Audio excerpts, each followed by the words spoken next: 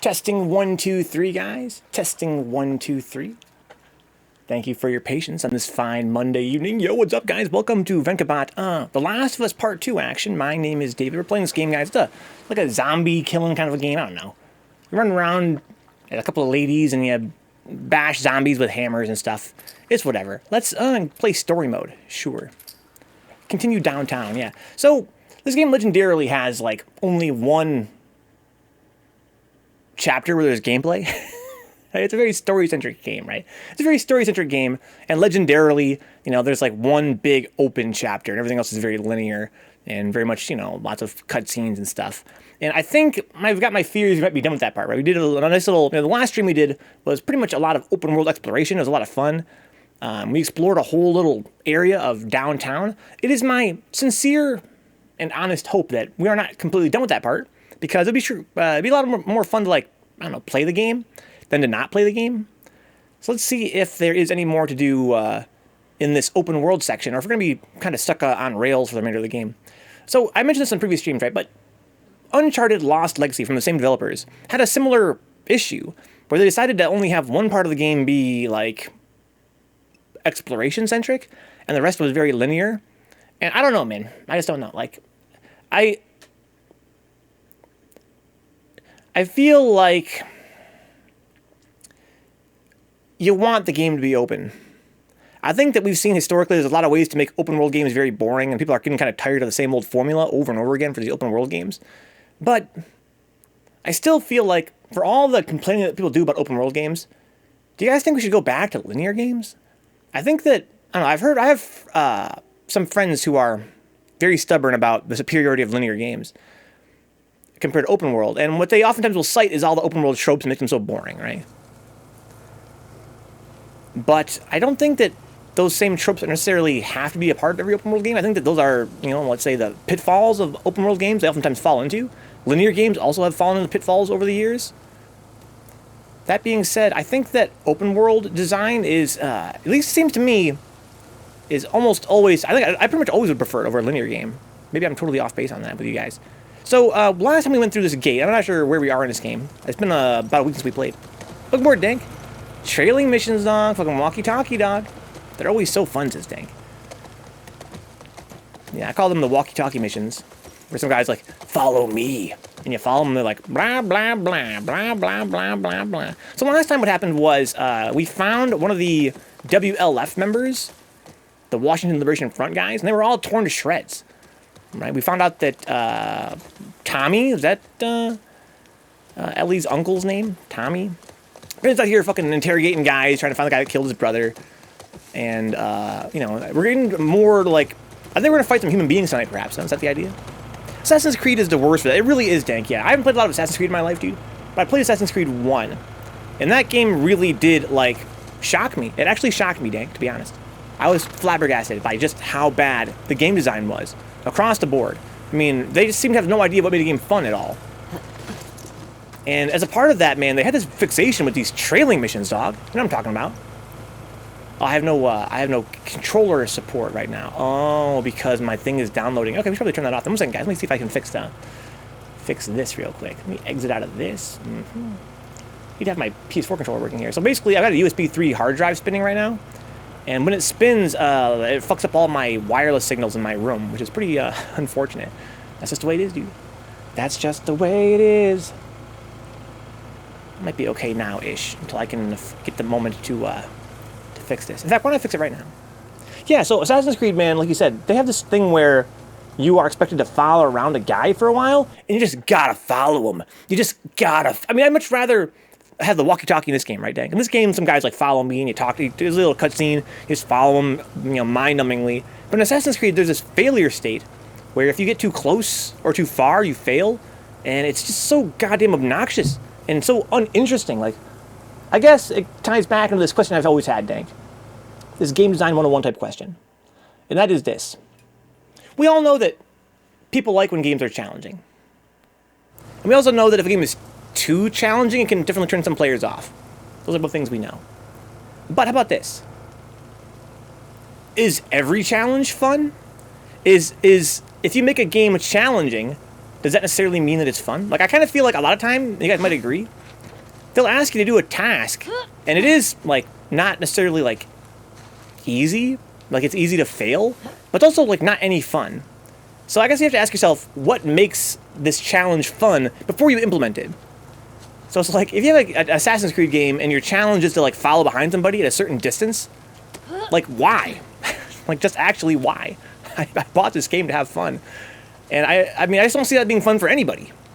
How am I liking the game so far, Dank? You know, I don't like it. No, I didn't expect to.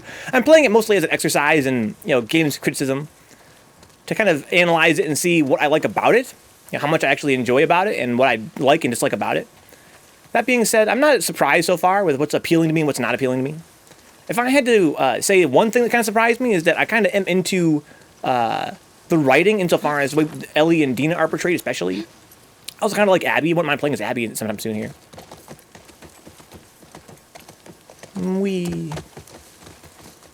That all being said, yeah, you know, the gameplay is like the last game. I didn't like the last game. The last game, you know, this game is very much like a very bare bones stealth, very bare bones third-person shooter. Like, if you've played any stealth game, like any game with a stealth element, let me say, then you've played probably a better stealth game than this game is. Right? This game's not really trying. It doesn't really, like, I kind of feel like the Last of Us games, they don't really have any gameplay ambition. And to me, that's really inexcusable. Right? Like, they don't set out from the get-go to be, like, interesting games. You know what I mean? Like, isn't that fucked up for a video game? You think if it's a video game, it's what it should do, you would think, would be try to actually, like, it should have an idea for its gameplay. But it doesn't. It really is just like a movie, right? It's a movie with some gameplay on top. And so they didn't really set out with the ambition to make it, like, really fun, I guess. Like, it is just, you know, like, I got, like, a little stealth mode, right? And I can creep up behind guys and choke them out. Like, literally any stealth game ever made, right? Like, any game that has a stealth element has that mechanic. You crouch down, get behind somebody, and you choke them out. That's really all this game has in the way of stealth. You can also throw bottles to distract enemies and have them go to a certain spot so you can choke them out. Or otherwise, you know, kill them. Same with the shooting. The shooting is just, you know, it's there. You have guns. You aim in third person. You shoot things in the head or elsewhere. You know, it's just, it doesn't really try anything interesting in that respect.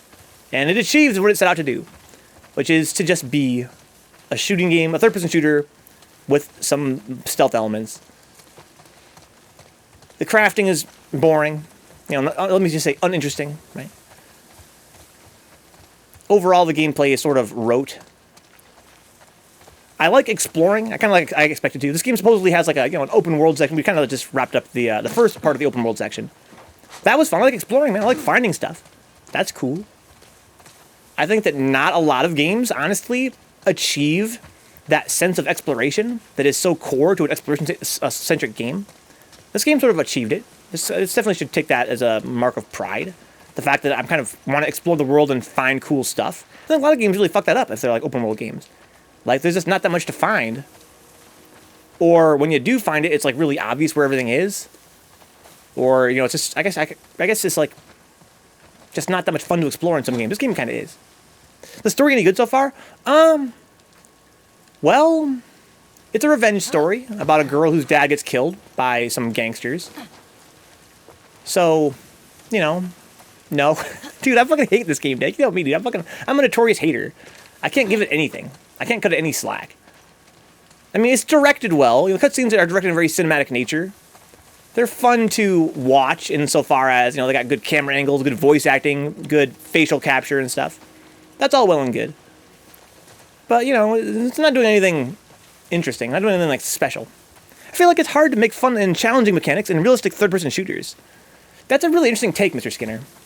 I like that you brought that up. I wouldn't have thought of that, to be honest, Mr. Skinner. I wouldn't have thought about the fact that the game's trying to be, like, realistic, so how does that limit the gameplay? Right?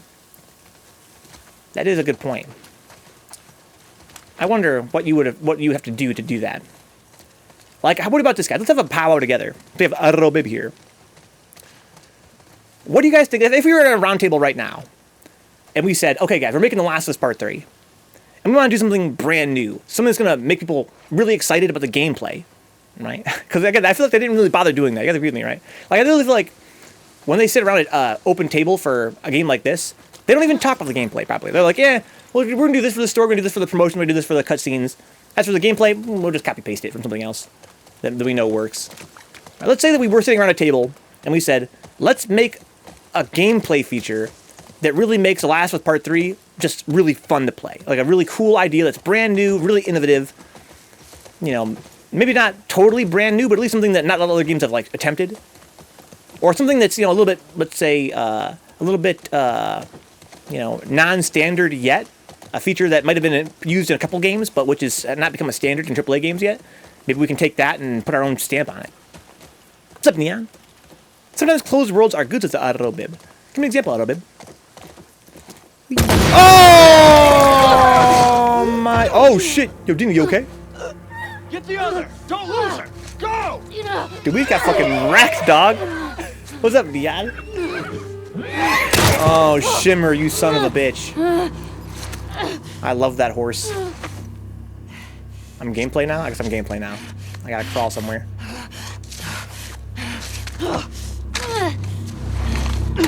Oh, come on. I can't shoot this dude. Oh, come on. They have to play as Abby now? I think that if we're being... a good place to start would be, how do you kill zombies in an interesting way? Didn't think I'd ever see you again. You didn't think so? Why? You killed my dad. How'd you find us? I asked about a dude with a bitch scar across his face. It's funny.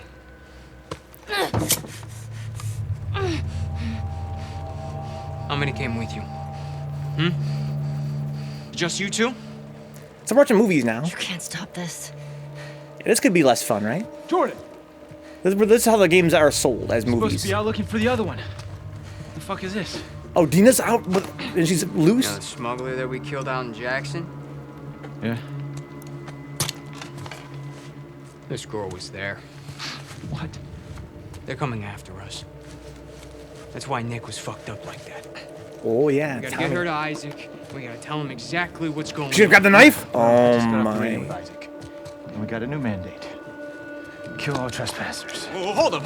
That doesn't make any sense. Direct order, man. No, let's talk to her. Let's figure out what she I knows. don't give a fuck what she knows. You saw what she did to the others? You have no idea how many people she might be with. This might be an I ambush. I haven't don't done care nothing how to many nobody. people she's with, we will find them, we will kill them. Can you just think for yourself for a quick Jordan, get second the right fuck now? out of my way. Is that young Dina? Or is that Tommy? Oh, it's Dina! Oh my god, she's fucked up.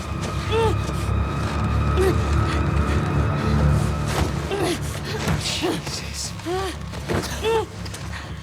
He doesn't kill her. Come here. What? Oh, he wants to interrogate these guys. What an idiot. He thought some fucking 007 villain shit. Triangle, mash it. Get some glass. Let's fucking go. How's she gonna... I have to move it over there? Okay. So we got little mini games here. Okay. Hurry up! What are they doing with Dina? Why do they just fucking kill her? Easy game. Sick game from just kidding. I'd be like, you had every chance to kill me, dog. He had 2 chances to kill me. He had 3, honestly. Are you okay? Mostly. Shout out to Dina, dude. Fucking saved my life. Ellie, we should go. Somebody would have heard the gunshots. Look, she's one of them. Come on. Let's check it out later. This is that fucking later. Uncharted, right? I hate it was Is an there a TV Uncharted station 2. on that map? Nathan Drake know. always had to sit down and read everything when he's right there Ellie? instead of later. Oh, finally finding humans, guys. That's the first time we're finding human beings. Oh, okay.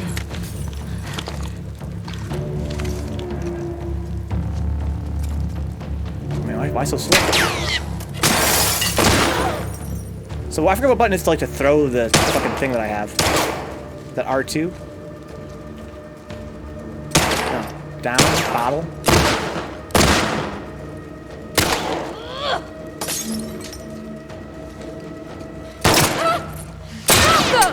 I'm empty. Take her! Oh no.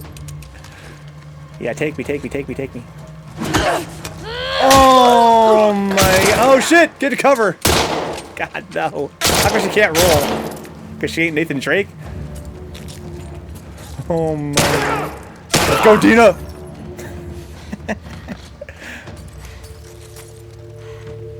I wanted to roll into cover, but I don't think she can. How many guys did you see? So can she slide or anything? Enough. We gotta get the hell out of here. That's a good idea. Let me check out the chat here. Let's see here. Yeah, I think that if you're trying to get an interesting mechanic in a game like this, you have to think of some kind of cool way to kill zombies. Like, for one thing, all right, how about this? Right off the bat, right? I think this is a mechanic that we've had in games for, like, literally almost 2 decades now, which hasn't been fully explored in the AAA gaming space, because they don't want to, I guess, make it too involved for novices, right? But how about, like, you know, actual limb destruction? Like, we know in this game, if you shoot enemy in the knees, they get slowed down, which is cool, that's what you want. But, like, I guess because the guns are more realistic, it's kind of hard to, like, for a guy like me to necessarily, like, take advantage of that as much. No more dicks. Might as well just play The Last of Us clips and dip. Nobody would notice his dicks. You think so? The game is definitely very similar. But, again, I think this game's story appeals to me more, dicks. I really like, you know, that Dina just saved my life. I kind of like the whole Dina and Ellie thing more than I liked Ellie and Joel. How's your weekend, dicks? Looking bored, dog. I really wish I could roll. So it's my first time fighting human beings in this game. And I'm already struck by the fact that, compared to Uncharted, my options are quite limited. I can't, like, roll in the cover. I have to, like, walk and crouch. I'm kind of stuck. Which is not necessarily a bad thing. I just have to get my mind around it, right? Like, if I'm here, in Uncharted, I would just run out there and fuck shit up. But this game, to be a little more conservative, I probably should have been more tactical with my movement. Like, I should have probably gone around this way. Can I jump over this? I probably can, huh? I mean, I could probably just fuck somebody up. Blop, blop, blop, blop, blop with my fucking thingamajig here. Okay. Yeah, I'm a really terrible shot, so I'm inclined to melee whenever possible. Bully-free zone? I mean, is it a bully-free zone? Because they fucking bullied me just now. Let's heal myself up. I'm kind of low on health. How about I do that up here, right? And then I have to R2, I think. So, there's a mechanic where I can auto-target someone's limb with a bottle. Right? I want to throw the bottle at that girl and get a one-hit kill on her. But I fucked it up somehow. I think I'm supposed to just quick fire. I should have just tapped R2 when I had it equipped instead of tapping L2. That's what I should have done. Okay. Does the game have auto-aim? It does for some things, but not for shooting, I don't think. I mean, it probably does. I probably could turn it on in the settings, you know what I mean? I'm on default settings right now, but the game has a lot of cool accessibility options for those that are disabled or otherwise want an easier experience. Probably does have some pretty generous. If I turn to auto-aim on, it's probably pretty a lot easier in that respect.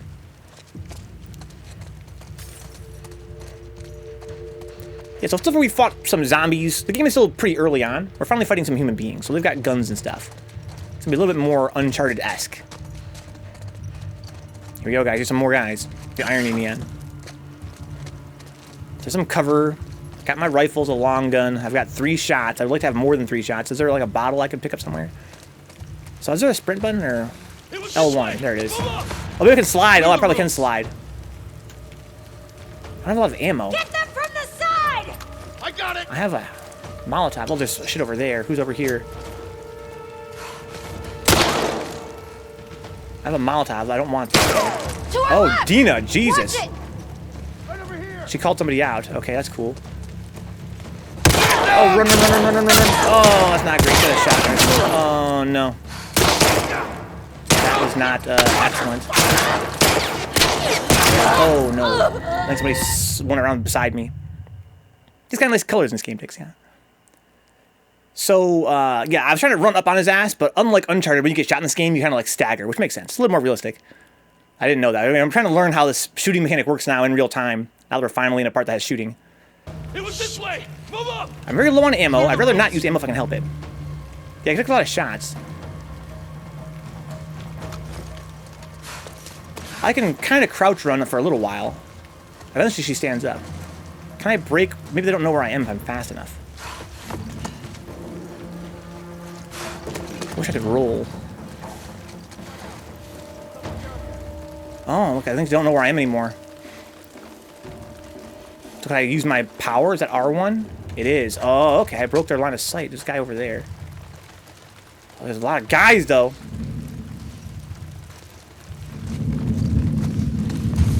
Got visuals on him! Here! Ooh, very good. Ooh, very good.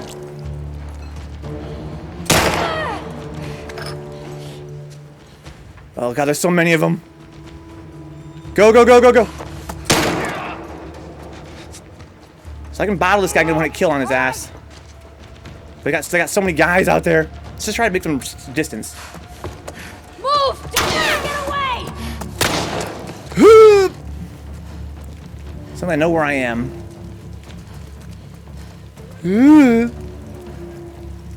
I could heal myself now, and I probably should.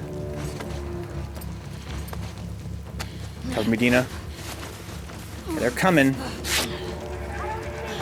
Okay, where's my bottle? There's my bottle. So I can use this with an R2 tap, and then I can get a one-hit kill with my melee.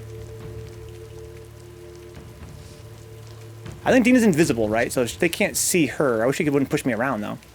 It's kind of funny. I can't push her, but she can push me. Oh no, over there.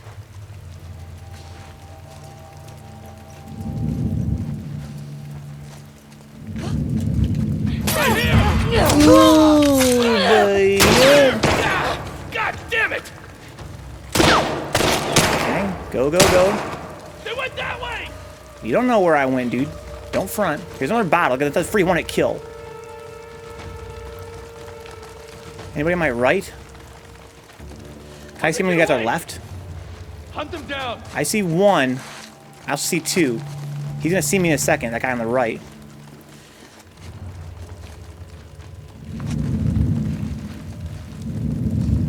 Wait, here! Move in! Gun!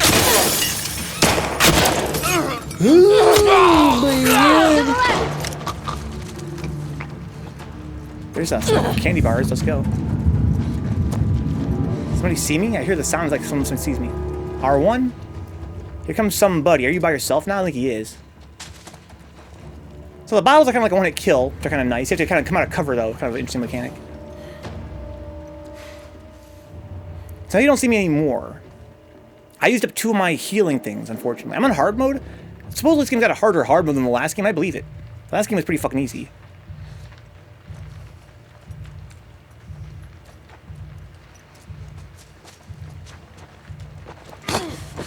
Ooh, boy. The animation on the pipe swing hit is great. The hefty impact comes across nice. It really does, yes. It really does. Okay, so they're all dead now, I think, right? Nobody left, or is there somebody left? I think Dina wants me to advance and spawn more guys in. You good? Yeah. You recognize any of these guys? No. So, okay.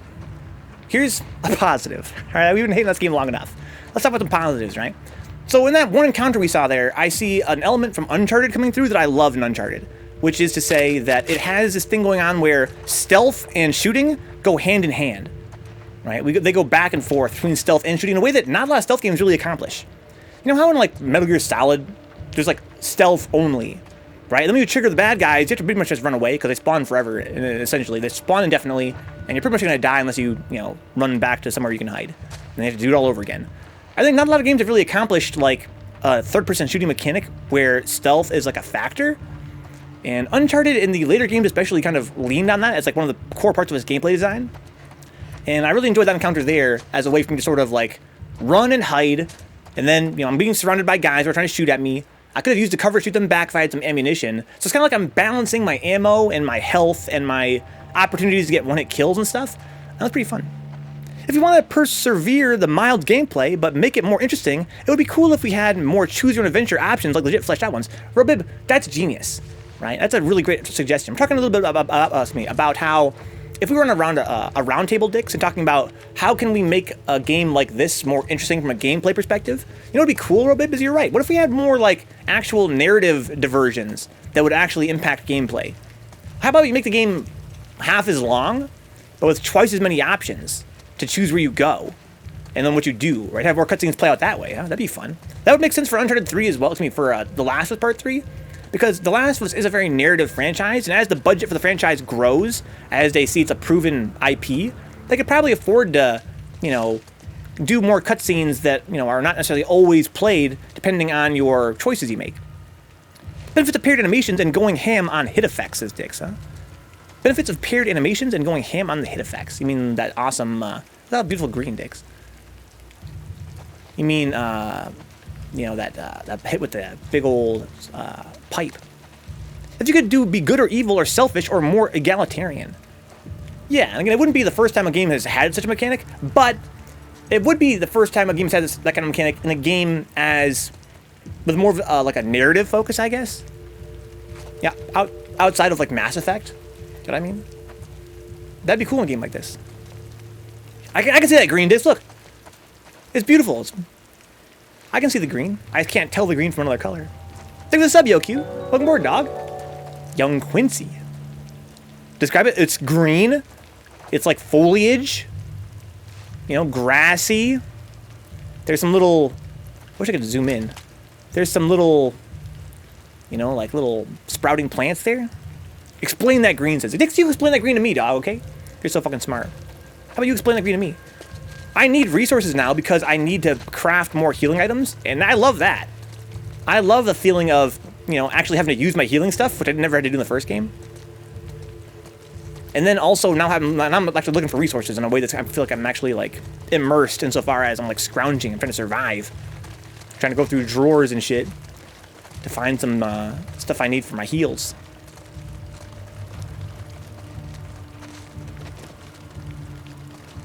Yeah, those bottles came in clutch. I know how to use them now. I have to tap R2 instead of holding L2 to first. Just tap R2 to throw it at their face. Get free when I kill after that.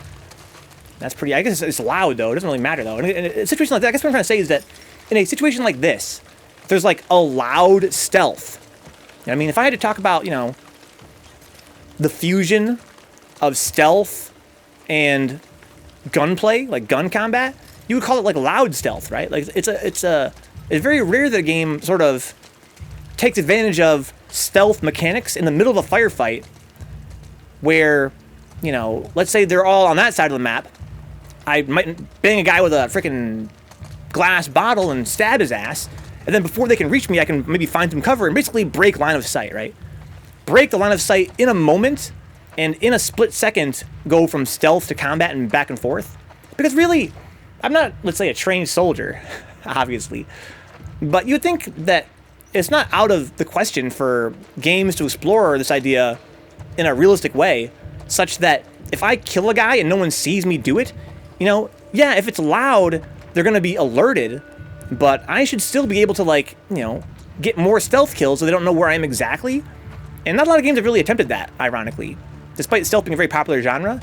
And this game sort of made that really fun in the last encounter. Do you remember how dense the story was in Sorcery Saga Curry shit? Do you think this game would be better with more dialogue and narrative? No. Hell no, dude. Fuck no. That was terrible in fucking Sorcery Saga. And what's more is that, you know, I want always less narrative, always less dialogue and cutscenes, right? I don't think any game, that's not fair to say. I think that for me personally, that's a turn-off in a game, is when a game is too story-centric. I love games and stories, especially when they're good stories. But I like to strike a very careful balance between gameplay and story, where story really does sort of is told through the gameplay and otherwise takes a back seat. This gun is not doing me any good. It's got no ammo. I want a rifle. I have a shotgun too. It's 7 shots. That's great. So what's going on up here? Oh, tall grass? I probably hide in the tall grass, huh?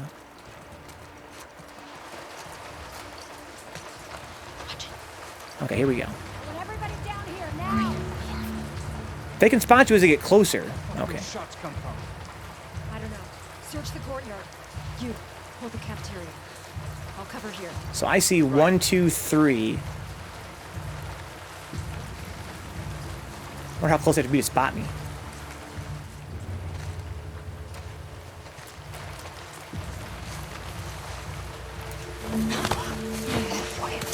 Okay.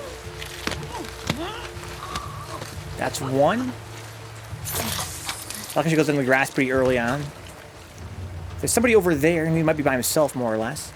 Where's the other guy? Is he over there behind me somewhere? He's way over where I just came from, I think. She's killing real bit. She's killing health people, dude. I think she likes it. Maybe it's like Sekiro, huh? Enemies are dumb as bricks, says Dix.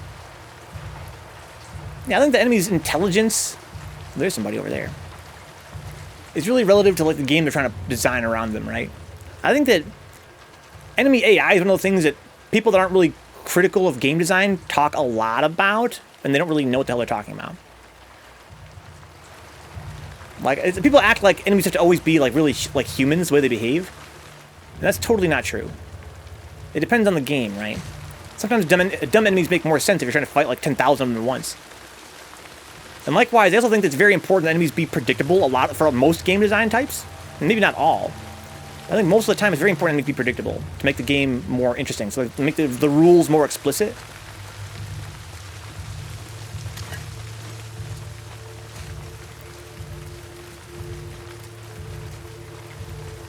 So, I wonder if I can sneak up behind this guy full speed. You know what I mean? Like, when I'm crouched. I think that guy sees me, kind of. That sound effect it makes when you're being seen is pretty cool. That's kind of innovative as well, I think. I kind of like having a sound effect that tells me if I'm being seen. More of them. Whatever, I don't know. Heads up. Spread out. I have a brick for when it kills. It's gonna be noisy, though. Oh, man, they're coming in force. I need to get the fuck out of here. I need to not be here. I want to be over there. Like, way over there. Okay. 1, 2, 3, 4. There's 5 guys now total. 1, 2, 3, 4 guys total. This guy is in a pretty good spot for me to one-hit kill him and not be seen. What's up, J-Bomb? What about Tadina? Let me check what you mean by that in a minute here, real big. That's what you mean by Tadina. Bippity-boppity-do-do. This one sees me. Not sure where exactly. Someone's here. Let's check it out. What the hell was that? Check it out. On it. Bippity-boppity-do-do. Oh, the brick is loud.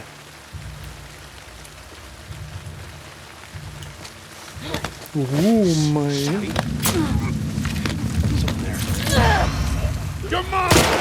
I got a brick to save ammo with.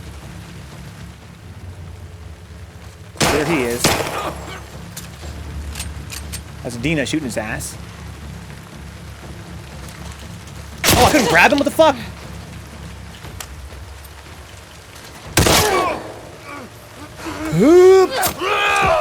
So I felt like I could just like grapple him in melee, but I guess not. I can only grapple them in stealth. Fuck, there's a lot of them. I told you. So are there anybody else here? I think everybody else is gone. She means a lot of them, you know, in terms of a lot of soldiers in general. So I got hurt there, unfortunately. Took more damage than I would have liked to take. I thought I could probably grab his ass, even though I was in melee range, and like fight him. But I guess there was no prompt for that. I guess I can't triangle people unless they're like right in my face, unless I'm quiet. What about Dina? What happened to Dina? Oh, basically, so I used to join us a little bit, but basically we were just riding through the town real, you know, just chilling, pumping some tunes on the horse, and it triggered a mine. The horse went over a mine, and Shimmer is dead, unfortunately. That's our horse. And Ellie got kidnapped, Dina got away, and Dina just rescued me, basically. It was a fun little scene. So when they die, they drop ammo sometimes, huh? Some dude yelled at me from his patio, don't fucking interact with him, meaning homeless. So, for context, BC, British Columbia, where I'm from, currently has the lowest air quality in Canada. I was checking on a dude near my house, passed out on a tree. Just, I'm checking to see if this guy's fucking dead. Yeah, I'm sorry to hear, J-Bomb, A, that your air quality is so low that you have to worry about that sort of thing. And B, sorry to hear that your neighbor took it on himself because of probably his own insecurities, right? Because he felt like he should have probably checked on him, to be honest. He saw you doing it and was like, I better tell this guy, you know, be careful. You're going to ask ma'am, J-Bomb. Obviously, it's wise to, you know, whenever you interact with anybody that you don't know, to be cautious. But I think it's quite clear that your neighbor, for him to, you know, yell that at you as a way to sort of, you know, I guess, warn you, was just him responding to his own insecurities. Sure, AI isn't about being smart or dumb, but about fulfilling a purpose, huh? But Sekito's AI does suck as dicks. Yeah, you're right, dicks. I don't know about you if you're right about Sekito or not. I'm sure you are. But you're right. But I think a lot of people don't understand that.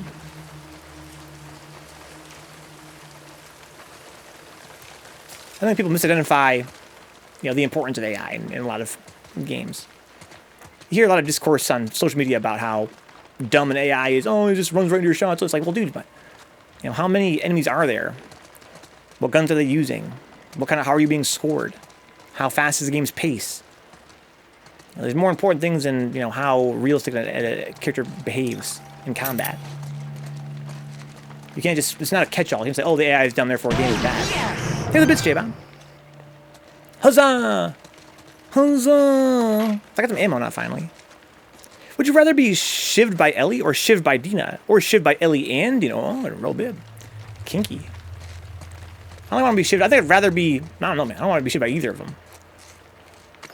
This game really does, like, this game when it came out, there was sort of like this big push in terms of its marketing, I guess, its reception, where they tried to make the combat really grisly.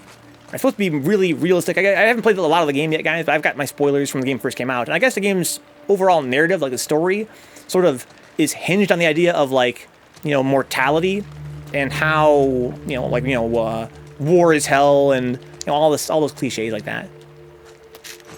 You know, like, you know, revenge is a drug and it's addictive and, you know, first to forgive is the bigger person and all this good stuff, right? And I guess the killing is supposed to be really graphic in that respect, make it like really like terrifying. They do a pretty good job, I guess, in the animations, right? Of making like the shanking quite personal and otherwise visceral and perhaps more gruesome than some other games. And I gotta say, dude, I don't want to get shit by nobody in this game. Because that shit looks fucking painful. Neil says they have AI in Sekiro. They're just static, waiting in one spot for you to pass their cone of vision or pacing a set path, oblivious to almost everything. Isn't that funny, Neon? You guys remember Final Fantasy Mystic Quest on SNES? It was supposed to be baby's first Final Fantasy game. And one thing that was pretty innovative for the era was they took away the random encounters. But instead they just put them, the enemies just kind of stood around for you to encounter them. That was kind of funny. When you break something, they walk over to it and just sit there staring for a minute before leaving to take some. That's one of those mechanics I think is criticized for being unrealistic without being necessarily appreciative of its significance in terms of the game's like rules. But that being said, I think we need to collectively agree that that's kind of been done and kind of is boring by now, and you kind of hope for like that to evolve somewhat, right? Like I appreciate you throw a thing, enemy goes over to where the sound is from. You get a fucking sneak kill on them, right? But I mean, can we make that more interesting somehow? What do you guys think? I almost feel like it would be more interesting if when enemies checked it out, they were more alert, and maybe you can use that as a chance to kill their friends, right? Like maybe, like wouldn't it make more sense if like if they hear a sound, they're like looking around very carefully, and it's kind of harder to get them. Maybe the guy who's, you know, not going toward it might become more vulnerable. Like maybe use it more as a way to control where enemies are at and less about ways to get a free stealth kill. They're really underpaid, says J-Bomb, huh? They need to become cautious and start looking around, says Neon. Yeah, how about like a trade-off, right? How about, you know, you have a window to get a free stealth kill, but if you don't get that stealth kill in time, then they're like their route becomes more unpredictable, right? It makes it harder for you to sneak around. Exactly, J-Bomb. Make them change their patrol, exactly. It'd be cool if the enemies adapted to you using it and not taking the bait. Well, maybe they only works like once, right? But I don't know. That's also kind of, I mean, for sure it should only work, well, like maybe once per like encounter, right? Like I think some games, even modern games, you can just like spam it, and it's like, what the fuck? Like that doesn't make any sense. Or again, rather, maybe it's not fair to say it makes no sense. That's really not neither here nor there, right? It makes more sense to say that's boring. The 8th boss fight was fun in Sekiro, says Dix. Huh? The gank fight was mainly just running around, though. This is why stealth doesn't really work, says J-Bomb, huh? You need constant tension. Well, I think you're partially right about that, J-Bomb. I love stealth as a genre, and I think that you're very right. I think that I disagree when you say stealth doesn't work, but I think stealth does work a lot of the time. I think you're right that when stealth doesn't work, and likewise, every stealth game, whether it works or not, should be critical of this, so make sure it works as much as possible. Stealth games oftentimes do get kind of boring, right? You're just hiding in cover, waiting for their path to cross so you can get a stealth kill. Right? How do you take a stealth game and make it more tense? I think that this game has done a pretty good job of that in that last encounter we just did. I think that Uncharted did a pretty good job overall in that respect, which is to say that they tried to... don't roll any further, please. Can I put my foot right here and have it stop? AAA gaming, guys. I want to craft some shit. Can I do that? What buttons do I press for that? So start? No, the middle button. Give me one of these, please. Okay. Everything else I have is full. That's cool. I can grab this now. What?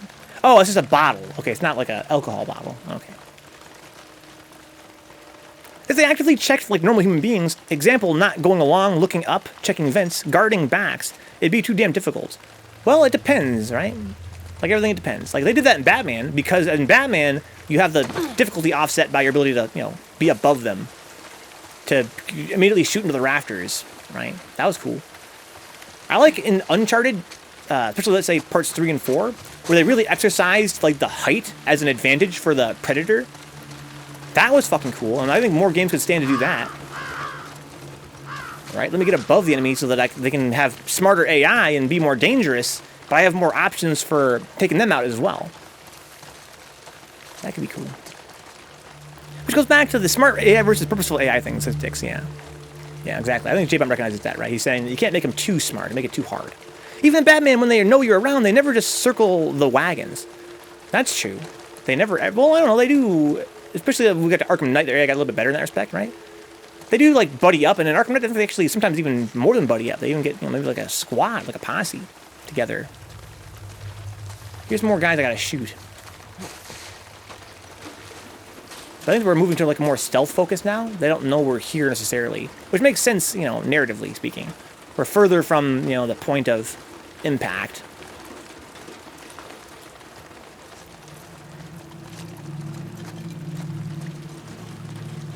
Ugh, I need more crafting stuff though. Have a look here. Have a look there. See, if I ever pay attention to arguments, it sticks, huh? And don't just fling shit at walls till it sticks. Dix, you have no responsibility to pay attention to arguments.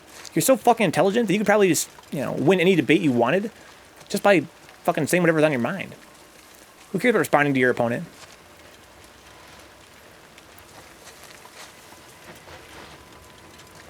What am I looking at here, Dina? Fuck these wolves. Steal their shit. True, true. That's what you think, Dina.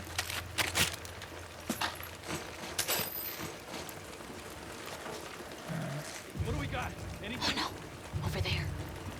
Ellie, get down. Hello? If I could do that, that's fun. Hey, you two! Trespassers gone! How many guys we got? 1, 2, 3. No. Cover this roof. I'll check over here. Okay, so now we're at some real Metal Gear Solid type shit. There's a new mechanic which never was in Uncharted or the last game, laying on your belly. Is it going to be really explored effectively, or is it going to be like a kind of like on and off thing? But right now it seems kind of gimmicky. This whole environment's full of like these little crawling spots. But it could be fun if there's like actually more stuff like this. It's like, you know, sneak underneath. It seems so similar to the first one, kind of shocking. You think so a little bit? I don't know.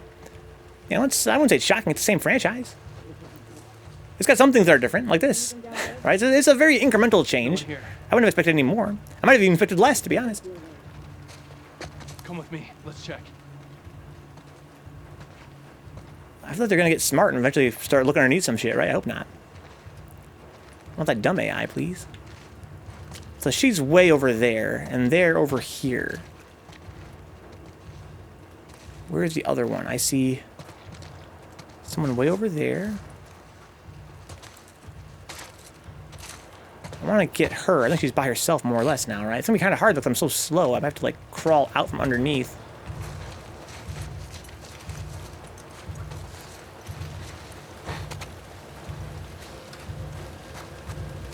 Dibbidi-boppity-doo-doo.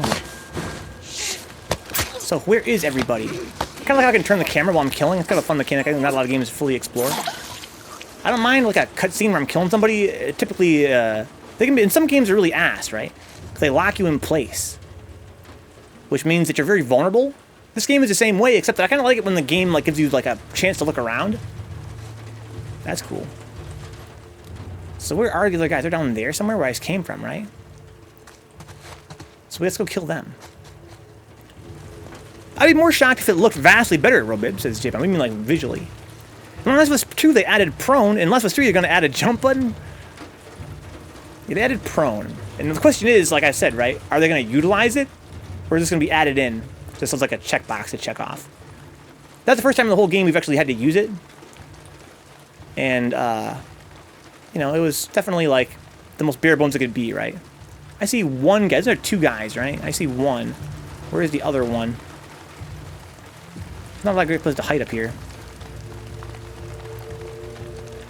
I can't use my sense of smell this far away. Someone saw me. That sound means somebody saw me. The louder it gets, or the longer it goes, I guess, the more they're like aware of you. I have to use my actual eyeballs because they're too far to smell. There's one. Where is the other one? He must see me wherever he is. Is gaming stinking out, Robin? What if the game has a pounce? You think probably not, right? That was so cool in Uncharted, though. I love that fucking pounce. I think that the other guy sees me, but I don't see him.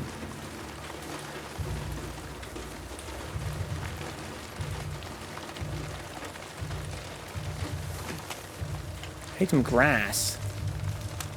I'm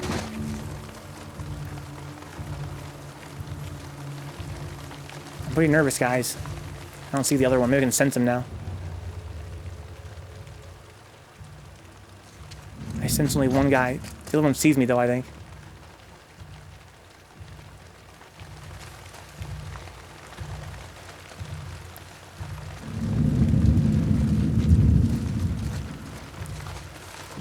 I think he's over there. Inside. There he is. Okay, okay, I see. If I get in the tall grass, I'll be gravy. I liking it more than Lara Croft? I don't know, J-Bomb. That's a hard question to answer, dog. I was really into Lara Croft when we first started those games as a break from Uncharted, but the more time it goes between us and playing those games, the more I look at them less fondly. Like, I think that my problem with Lara Croft is that they didn't really try anything exciting. I think that Uncharted, ironically, tried more. That's tall grass right there, right?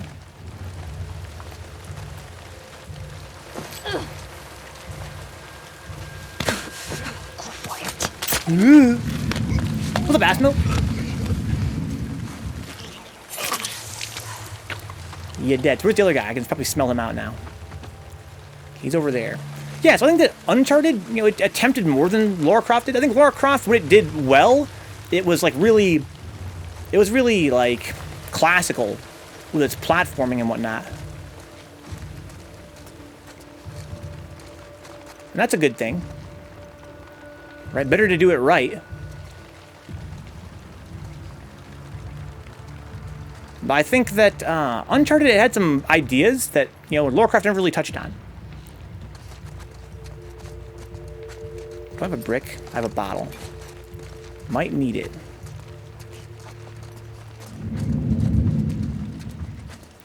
Excuse me, lady. How's it been, asshole? Report Naruto Uzumaki, welcome back. This is like the Last of Us DLC, says a little bit. Is it? I don't really remember that well. I played the DLC in the last game. Favorite Lara Croft thing was still that old witch lady in the mountain. Let's not That was find kind out. of cool. She was kind of crazy. Okay, so let's go back where we're supposed to go here. Yeah, so at first I was really impressed by Lara Croft because it was more of a platformer, right? It was more of a platformer than Uncharted was. But the more I played Lara Croft, the more I realized, you know, how much cooler Uncharted was insofar as its stealth mechanics and its hand-to-hand combat, and even the shooting was better overall than Lara Croft's was. It's just that in Lara Croft there was more dynamic jumping, but I really feel like, you know, in that respect, Uncharted never really like tried to be a platformer. I mean, that's not fair to say. Especially the first game. First game really did try to be a platformer and it was ass. But really, I think Uncharted's platforming was mostly used as a way to like augment the combat and the stealth, which I thought was dope. Right? I think the platforming in Uncharted was more like a way to dimensionalize the rest of the gameplay. Not meant to be like a gameplay focus itself. In Lara Croft, the jumping was more fun, but was never explored as well.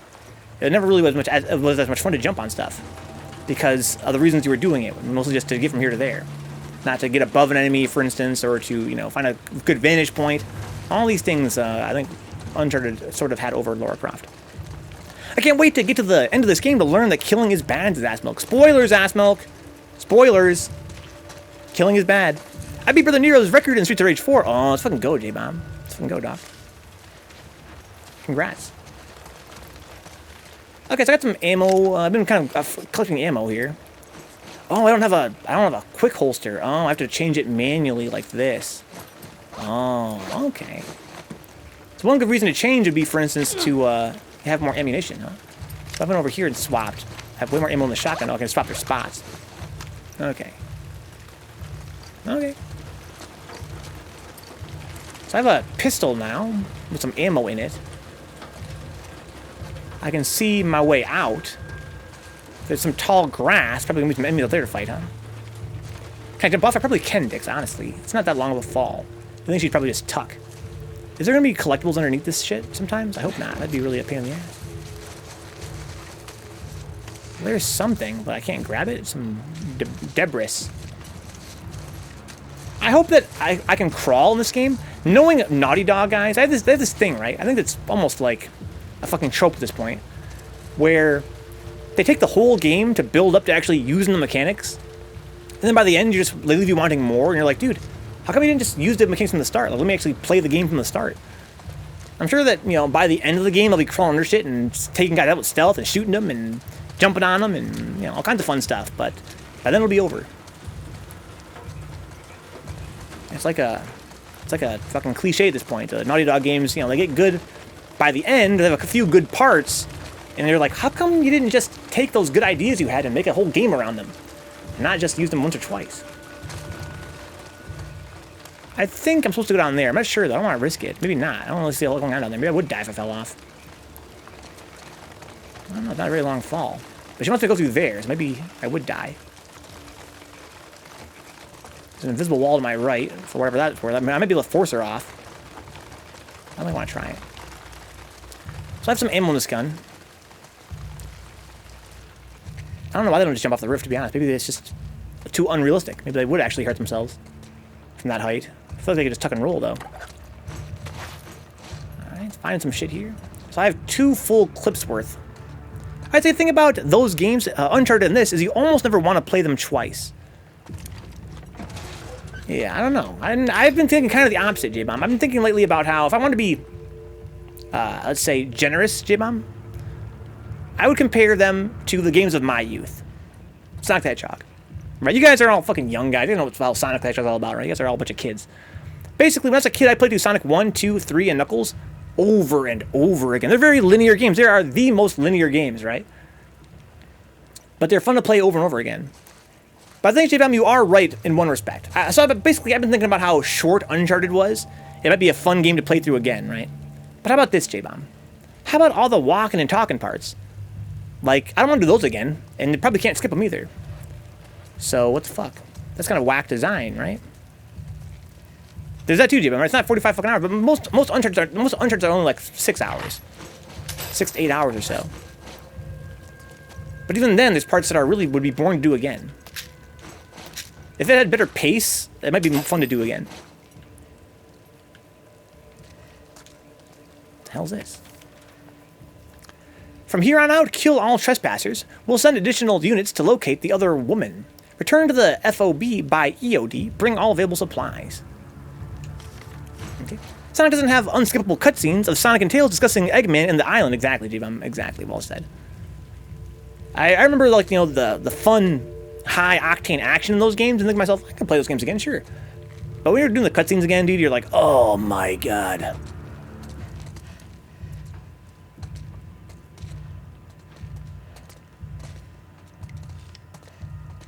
Be careful, Dina. Guys, there's nothing more sexy than a woman walking in front of you with a gun, scouting for bad guys in your place. My kingdom for a skip to next action scene button, huh? Just for second playthroughs. I think that some games actually have that. But I'm not sure if Uncharted is one of them. Maybe they do. Maybe they do. I think they should just, you know, I think for me, maybe you guys will disagree with me on this, right? But I think that I love when, again, games have good stories. I like dialogue in games, don't get me wrong. But how about, like, have that shit play out in a way that's also interesting? Make that part of the game. some more resources. Like, either by way of dialogue trees, or have them, you know, talk while I'm platforming if you must. Right? But in other words, don't just have parts of the game where I'm not playing for a while. That's a drag. Fuck. What about this? At least in a cutscene, there's cinematic, right? In a cutscene, I can just put my controller down and enjoy it for being a movie. And I don't mind that as much. Like the whole scene we watched earlier where, you know, Dina saved my life, that was a cutscene. It was cool. It was fun. I'm here for that. But that's not the same thing as when games just have you follow a guy around for 20 minutes, have him talk to you. That's goddamn boring as fuck. And you still gotta play it. Whatever that's worth. You gotta quote-unquote play it. I'd much rather have it be like an actual dramatic cutscene than me actually sit back and watch.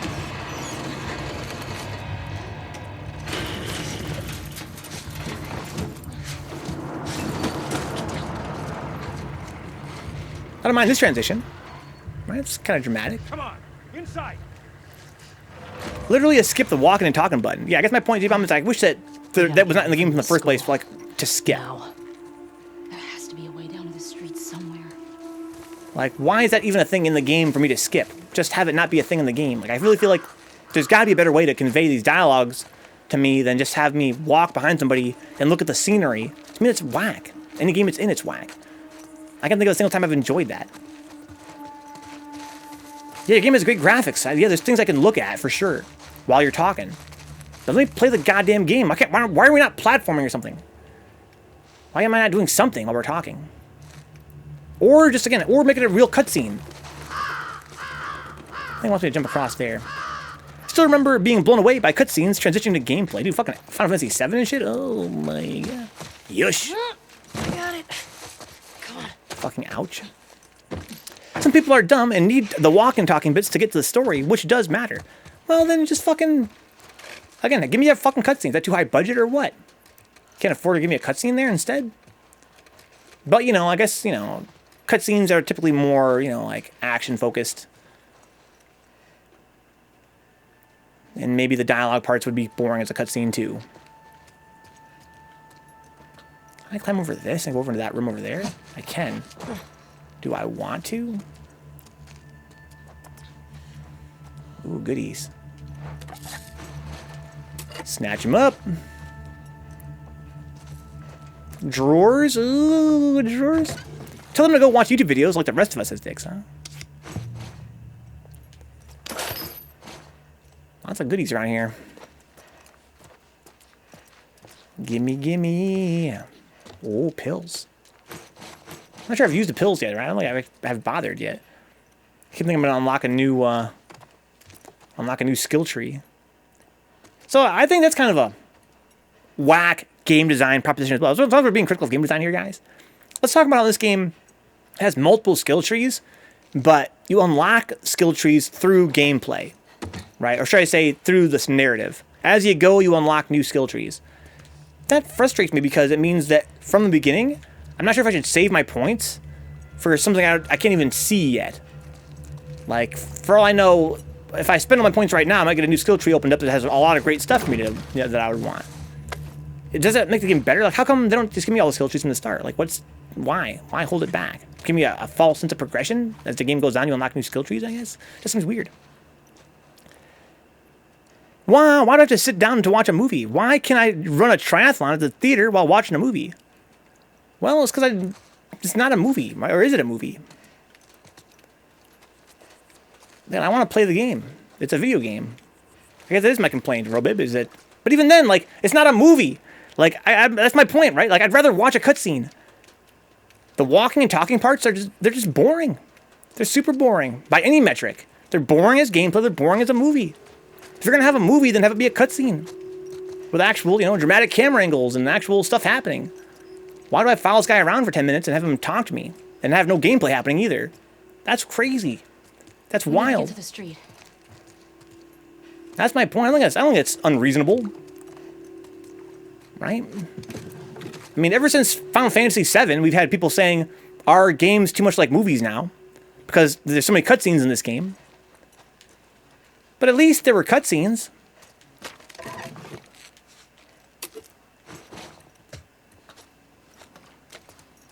In this game, and you know, other Naughty Dog games, there's not even like a cutscene. It's just a time where you kind of have to sort of half play. You're not really playing the game. You're sort of just holding the direction on the left stick while somebody talks to you.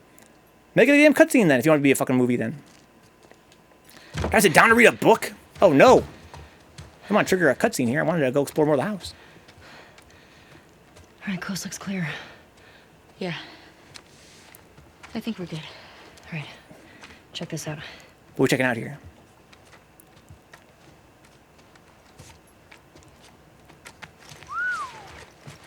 She's one of them. Who's that supposed to be? Well, fuck her then. Read the letter. That's pretty funny.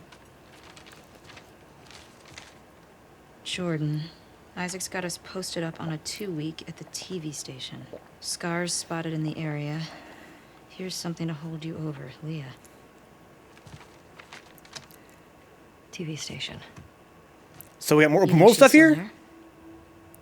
We gotta find out, right? Oh my god.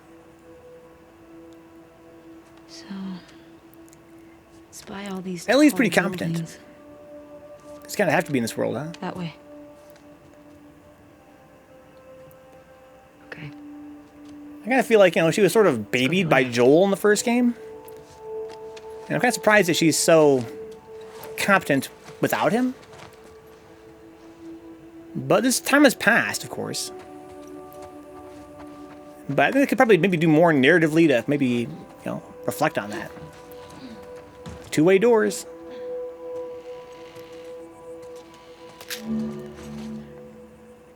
Ultimately, you're right to be critical of that, though. Not sure why, says Arrobib.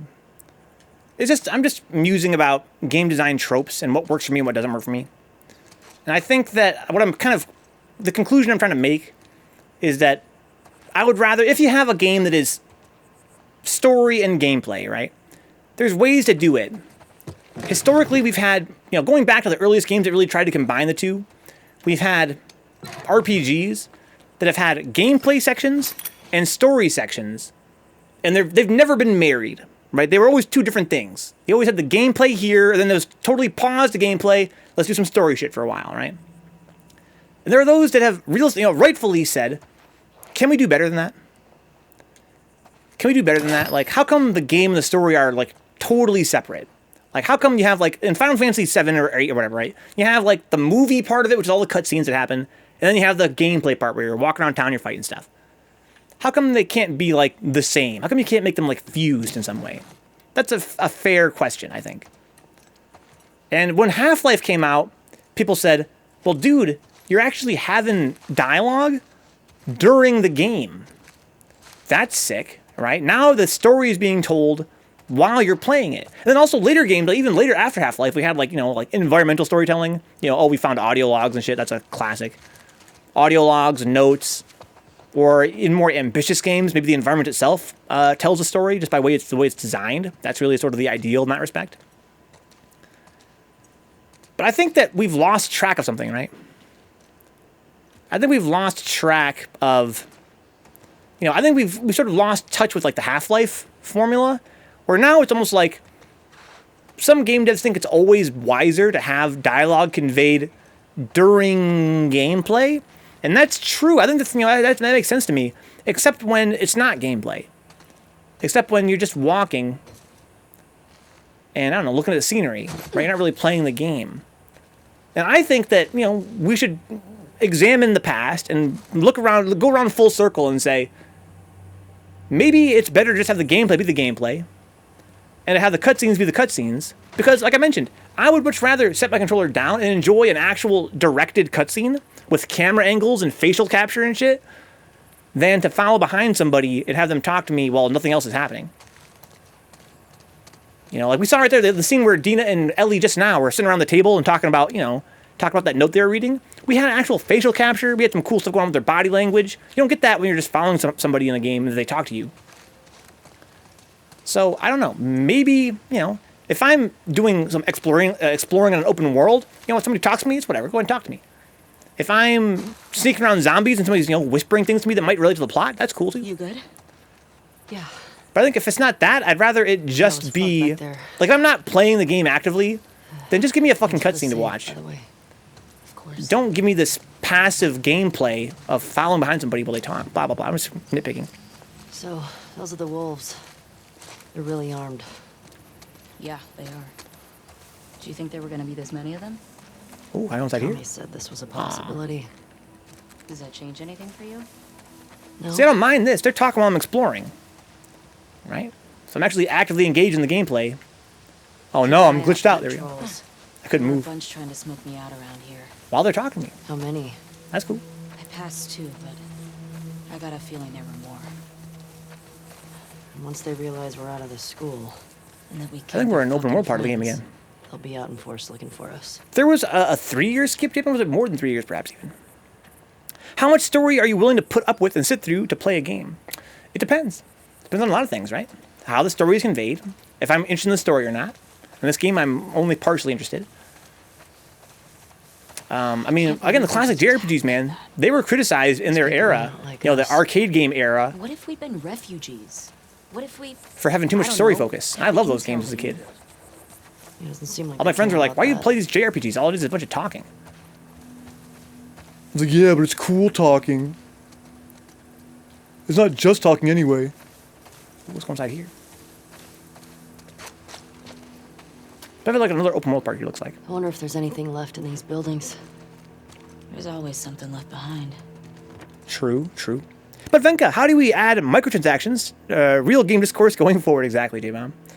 You're being facetious, right? But I think that, I guess another point I'm trying to make here, whenever I criticize games in general, one point I always try to kind of wheel back to is, I think that game publishers and developers, they're not self-critical. I think that they need to actually ask themselves more often, is this fun?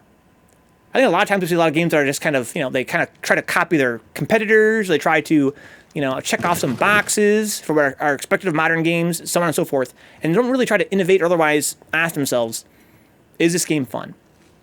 Can it be more fun? Is this worth having in the game, or is it just cluttering it up? And you're right, J-Bomb. That's because they'd much rather talk about how to monetize and how to actually design the game. There's a Hayao Miyazaki quote that's kind of applicable right now, but I can't find it, huh? So just going to leave the teaser there. Come on, just paraphrase it a little bit. Why'd I write bibliography? I meant autobiography, huh? A bibliography. Isn't that like a list of books an author has written? I think their bibliography. But yeah, it does fit two dicks, I guess. Finding some trash. Okay. Bippity-boppity-do-do. Bibliography is the shit you used in prep to write something, huh? Guess there's that part. There's that too.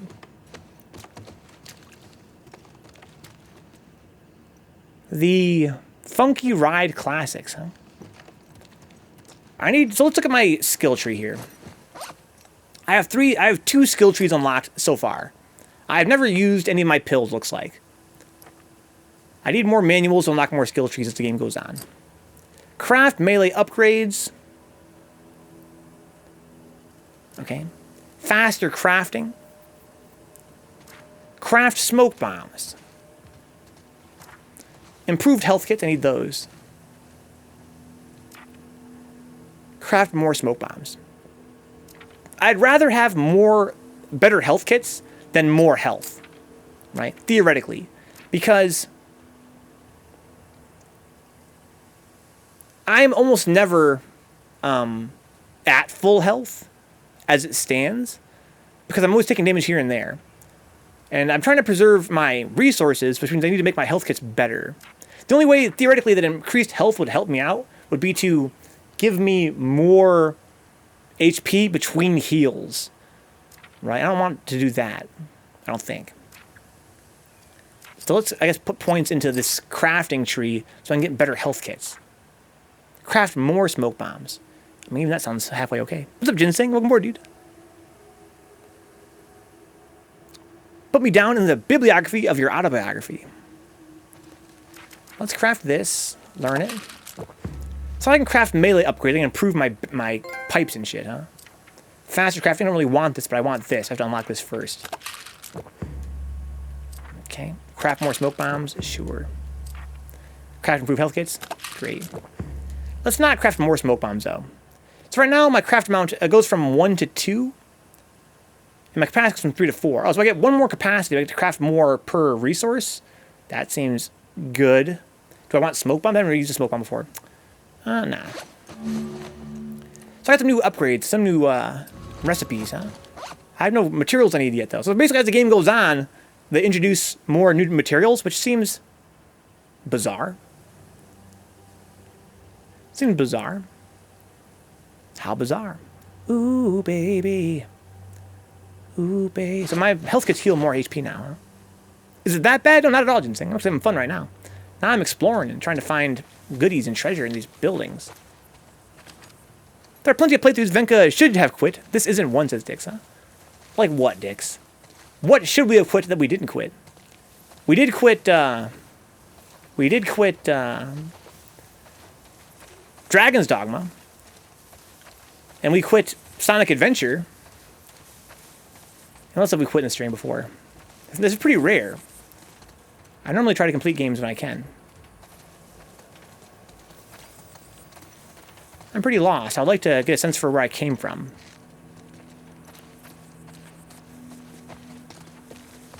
I like when the game's in a very abstract way. I like when they just let me loose. I guess that's really appeals to me in a way that's really, like essential, like really, again, like really abstract. I guess whenever I have a main objective, I get kind of turned off. I'd much rather just be cut loose and make my own objectives. Why was Dragon's Dogma dumped? I also hated that game, says Robib. Mostly because I guess I had the wrong idea of it from the beginning. I thought it was an open world game. And it is. But I think that they could have done better to communicate with the game's design that it was a linear game. It's a linear game that takes place in an open world. So, like, I wanted to explore and do everything, and it was really boring because there's nothing to do in the world because it's a linear game. There's nothing to do out there. I wanted to explore everything, and the game will let me do that, and I feel like it kind of encouraged me to do that in its design, like in the way that it sort of, opened the world to me. But there was nothing out there. It was just nothing. I had to go on with the plot. I guess I felt kind of frustrated and confused by that aspect. Playthroughs you should have quit: Purse Fishing, Maple Story, all the Legend of Zeldas, Maple Story that other time. Should have quit a Hat in Time, huh? That game's ass, is Ginseng. Dude, that game was alright, dude. Honestly, it's whatever. I mean, of course, it had major flaws, like... Well, it had minor flaws, like... Guys, that game was fucking perfect, dog. That was one of my all-time favorite long plays in this channel. Play the fuck out of a Hat in Time. That game had no flaws. You can't be critical of that game. I think it's fine to quit a game because it doesn't play the way you want or expect it to, but you're still an idiot, says Dix. Come on, Dix. I think you're right about that, Dix. But also, I think that as a streamer, as a content creator, I probably should have just roll with the punches. I guess I just found it so hard to believe. I guess at the time, I just couldn't believe that it was a linear game. Right? I think that the reason why I quit that playthrough is by the time I realized that, Dix, it was already too late. The playthrough was, impossible to rescue. It couldn't be saved at that point. It was already ruined for YouTube, for instance, right? So guys, we have, I think, about 40 episodes of Dragon's Dogma for YouTube. It's never going to go live because nothing ever happened in those 40 episodes. If I was going to start the game again, it'd be from scratch. I would just do the main plot and just focus on that and try to ignore everything else until, I guess, later in the game. But yeah, I guess I quit that game because I was like, oh, I've been playing this game for like months now and have not accomplished anything. I guess we just need to stop. I could either finally, go on with the story, or I could just stop. All roads lead to Grand Sorens, is Neon. That was the problem, man. I wish that was true. They had roads leading everywhere, dog.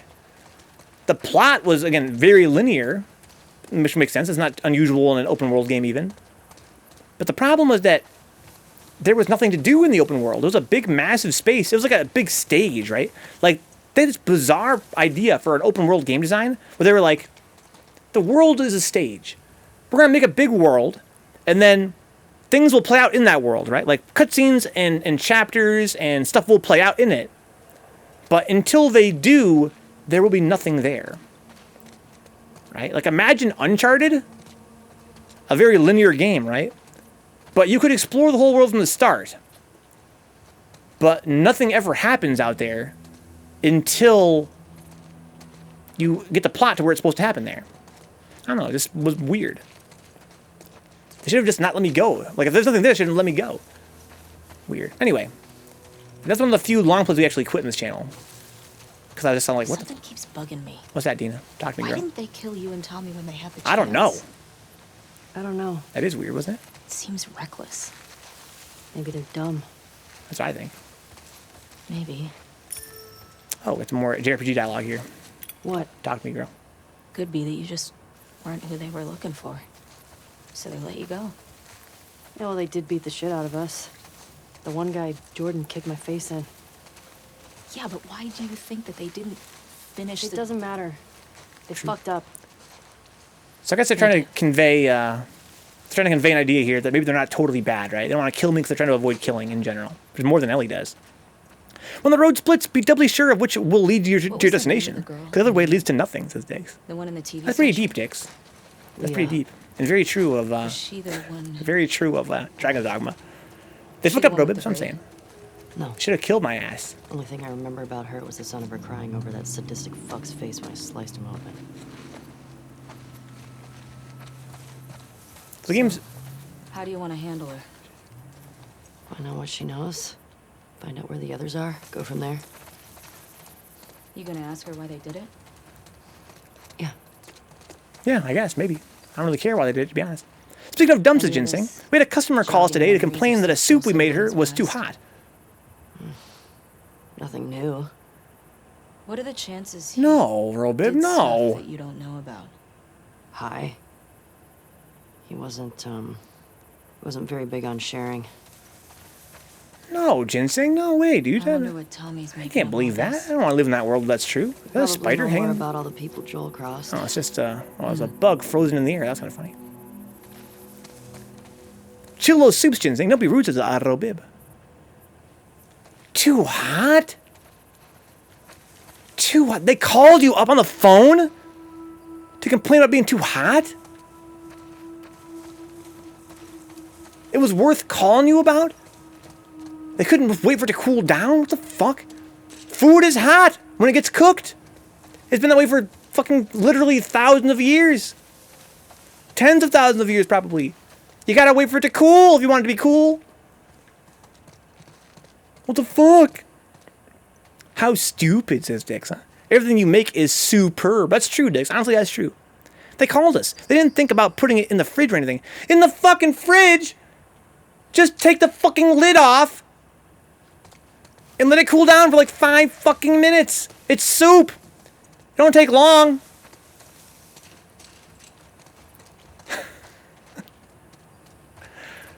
No one wants cold soup, dude. I can appreciate, like, have they never had soup before? I can appreciate if, you know, they're like, oh, that was too hot. That's how soup is supposed to work. Right? You cook it with fire, and it's hot for a while. And you know what, even more so, if you're having it delivered to your house, yes, okay, that's in an insulated styrofoam cup. So it doesn't get too cold too fast. So when it arrives at your house, it might be quite hot. Right? That's what you want. I'm supposed to push that and get up there with that. Okay. I'm confused about how open this is or isn't, though. I'm really lost. I feel like I'm not really exploring that effectively. I'm kind of like wandering back over the same spots over and over again. You guys hear something? Is cooling, chilling not part of cooking, says Robib? I would say no. It is sometimes. They paid for their food and they want to eat it now. It's not their job to put it in the fridge, says Dix, huh? Should have gone over and put it in for them. Shit service 1 out of 5 stars. Want it in the fridge? Fine. I'll put it in the fridge for you. There. The reason they called was because they wanted a refund. Yeah. I hope they didn't get it, Dix. But sometimes, you know, I've worked with managers that have to, you know, satisfy really insane requests like that just because the principle isn't worth pissing somebody off in a professional environment like that, which I find obnoxious, but hey, what are you gonna do? I need a binding blade. I need all that shit over there, huh? Okay. Smoke bombs? We have max smoke bombs. Okay. Jin says, no way. Good, good, good. Shit services, Dix, huh? 0 out of 5 stars. You can get the refund. Yeah, I can appreciate sometimes when, you know, a manager says, you know, it's not even worth fucking having them be mad at us and leaving us a low star on Yelp or whatever. Just fucking satisfy them. Hopefully they never come back. But good. Well, they didn't get that shit. All you wonderful people have a great night. I'm too tired to go on. Good night, Neon. Sleep well, dude. I will tell your story, Neon, says Ginseng. I don't know. I think we are playing with fire. Do you folks remember the McDonald's lawsuit over the spilled coffee? I do. And that was quite a fiasco as well. But probably for the best. I mean, it had to happen eventually, right? It had to happen eventually. Nothing in here. I grabbed a couple things, but not a whole lot, huh? Okay, fine. Be like that. Soup's too fucking hot. Remember my dude launcher theory? Some of you guys were not here for our Uncharted playthroughs. But I had this this game design solution that I called the dude launcher. The premise was that in some of these games in Uncharted, some of these parts of the games, I felt like they would fluctuate between exploring and shooting in a way that was really rigid. Like, now is the exploring part, now is the shooting part. They're two different things, right? I kind of felt like the exploring would have been more fun if there was some peril while I'm exploring. And so I had the idea for a dude launcher, which is to say, just take the game as it stands, and then just add some dudes. Just launch some dudes, thunk, thunk, thunk, thunk, thunk. Just spread them out throughout the environment. Just so I have somebody to kill once in a while. Lady spilled coffee on herself and got scolded, yeah. Some woman got McDonald's coffee and spilled it on herself and scolded a bunch of her skin. And turns out McDonald's are assholes for keeping their coffee so hot for bullshit reasons too, huh? So she got a bunch of cash out of it, says Otto Bib. Yeah, she got a bunch of cash because she spilled some coffee on herself. That's when they start making caution coffee hot on their cups. That's part of that lawsuit. That's why those cups now say caution. The coffee's fucking hot. So there's multiple ways into this place. That's kind of unexpected. I wouldn't mind if there was some dudes around here, like just kind of patrolling for me to kill once in a while. Hey, check this out. Check what out? Yeah, Dina. Rules must be followed. All WLF soldiers' instructions must be followed. Fedra collaborators will be executed. Permission required for leaving assigned zone. Curfew will stay in effect until further notice. Okay. How old do you think this is? At least a few years. They probably put it up right after everything went down with the military. It must have been scary for all these people. First the outbreak, then Fedra, then the wolves. The Wonder wolves? how many I guess stuck around and WLF. joined these WLF fuckers.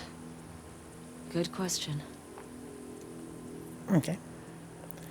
It's a matter of perspective, but McDonald's shouldn't have been serving coffee that hot, says Arobib.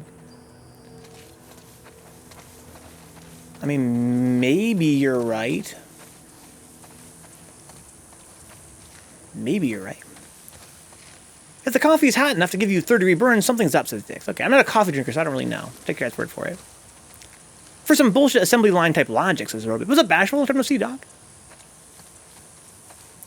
Hopefully life's treating you okay, Doc. I'm looking around for a treasure in The Last of Us Part 2. Yeah, how burned was she? I kind of feel like, I don't know. I kind of feel like if I spilled coffee myself, I'd go, and I just pat it off, and I might get some burns, but I don't know.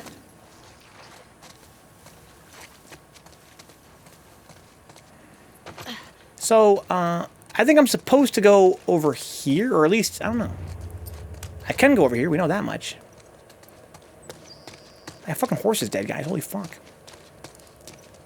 I can go over here. Actually, I have a map, right? What if I were to hold this down? Well, let's close this. Okay, wait, and then hold the button down. Nothing anymore. I guess I'm not in the open world part, huh? Reasonably hot coffee wouldn't do that, huh? Lady had to get skin grafts and all.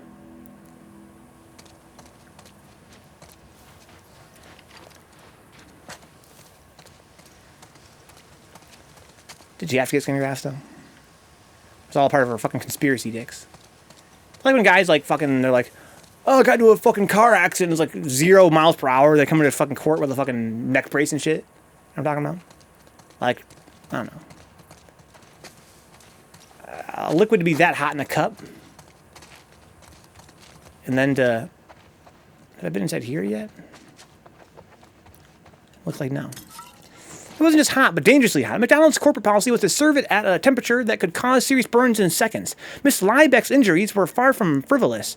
She was wearing sweatpants that absorbed the coffee and kept it against her skin. She suffered third-degree burns, the most serious kind, and required skin grafts on her inner thighs and elsewhere. Now, was that hot for reasons? What was the reasons? Yeah, what were the reasons I have it that hot? Just because people want really hot coffee or something? Burner for JJ, D. Scott. Burner for JJ. Hate to see it. So this is where I just was, right? I'm sorry. I keep thinking squares when I jump on for some reason. Because I'm thinking of GTA. Okay. Liebeck's case was far from an isolated event. McDonald's has received more than 700 previous reports of injury from its coffee, including reports of third-degree burns, and had paid settlements in some cases. Ms. Liebeck's offered to settle the case for $20,000 to cover her medical expenses and lost income. But McDonald's never offered more than $800, so the case went to trial. In '92, 79-year-old Stella Liebeck bought a cup of takeout coffee at McDonald's drive-thru in Albuquerque and spilled it on her lap. She sued McDonald's, and a jury awarded her nearly $3 million in punitive damages for the burns she suffered. Third-degree burns require decently long periods of exposure to really high temperatures of water, says Dix. Because those are good people. Yeah, that's also a factor, right, Dano? I'm sure they're fucking also assholes. But I don't know. It seems fishy to me. But I'm assured by people in chat smarter than me that it's almost certainly was entirely their fault. Finally got to shower today. Let's fucking go, Bashful. Showering is great.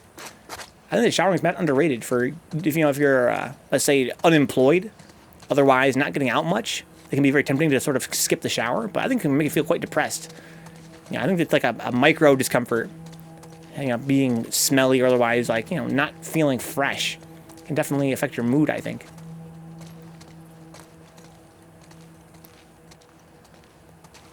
Pretty cool city. Wouldn't mind exploring it. TBH. Yeah, it'd be cool if there's like guys for me to like fight here. The jury found Mrs. Liebeck to be partially at fault for her injuries, reducing the compensation for her injuries accordingly, but still got $3 million. The jury's punitive damages award made headlines. Upset by McDonald's unwillingness to correct a policy despite hundreds of people suffering injuries, they awarded Liebeck the equivalent of 2 days' worth of revenue from coffee sales for the restaurant chain. I like getting exfoliated, says Bashful. I make too much skin. Yeah, fuck all that skin, Doc. Seriously. Who wants to have skin? So I know I can go over here, and maybe I should. That'd be a fun little optional spot, but is it optional? It's the most obvious place to go. I don't know where I'm supposed to go. I don't have like a objective marker. Normally I don't like having those, except when it's great to avoid. I like to know where I'm supposed to go so I can avoid it. As it stands right now, I'm not sure where I'm supposed to go, so I'm afraid I'm going to trip over where I'm supposed to be. But I'm kind of peeking around looking for, treasure and stuff. They admitted it had known about the risk of serious burns from scalding hot coffee for more than 10 years. The risk had repeatedly been brought to its attention through numerous other claims and suits. The quality assurance manager testified that McDonald's coffee, at the temperature at which it was poured into styrofoam cups, was not fit for consumption because it would burn the mouth and throat. So they had to wait, basically, because it was too hot. Here's something new. There's more over there to explore. Have I been here before? Let's peek around here. Gross. Does it not rain here or what? You think the pool will be full of water? For sure, right? Maybe it doesn't rain that often. Let's see here. The operation manual required the franchise to hold its coffee at 180 to 190 degrees Fahrenheit. Coffee at that temperature, if spilled, causes third-degree burns in 3 to 7 seconds, huh? Puts in a different light, though. I'd say McDonald's needed to get sued for that, says Ginseng. For having the coffee too hot when they sell it to you.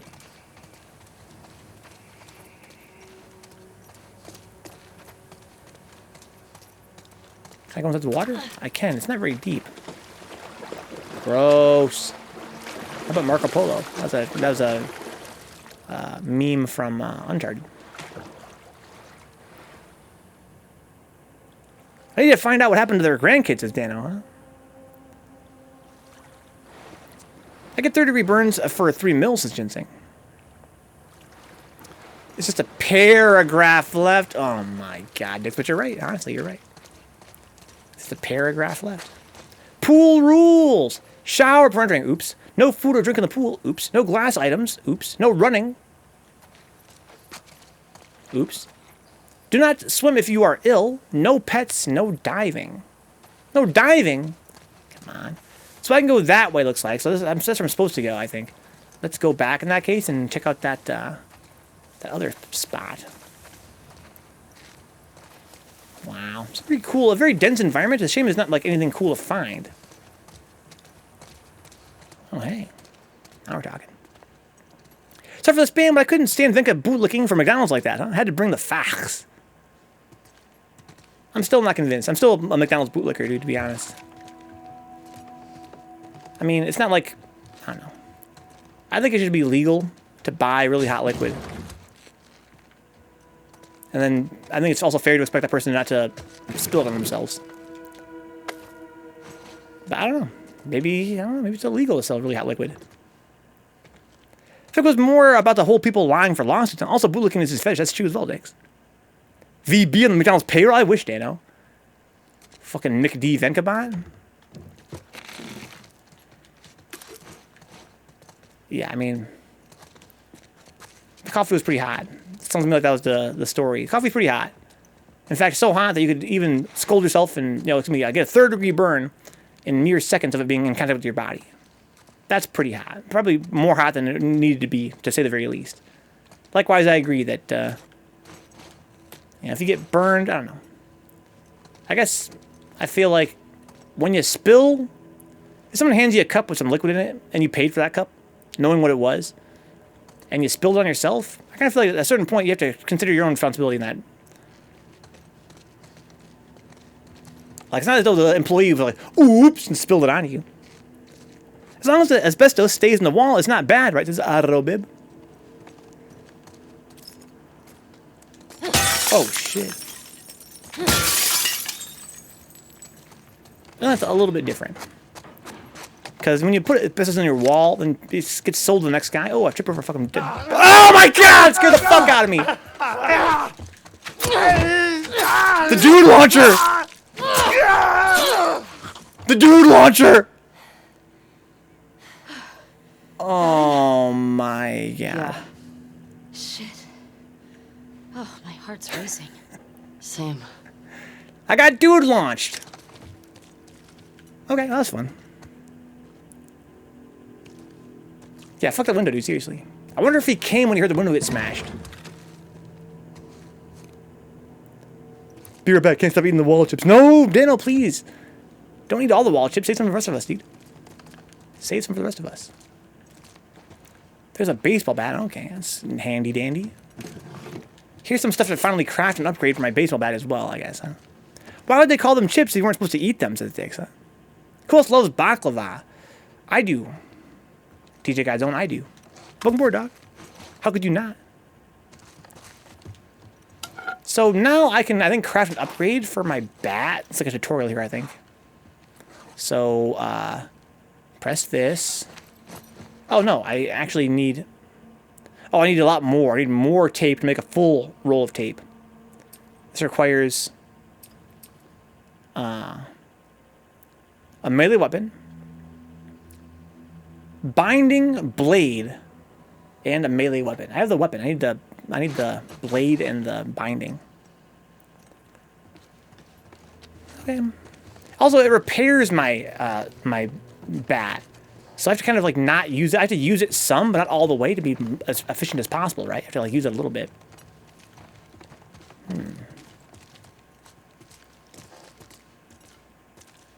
I got jumped by a fucking zombie, man. That was pretty scary. Just fucking chilling.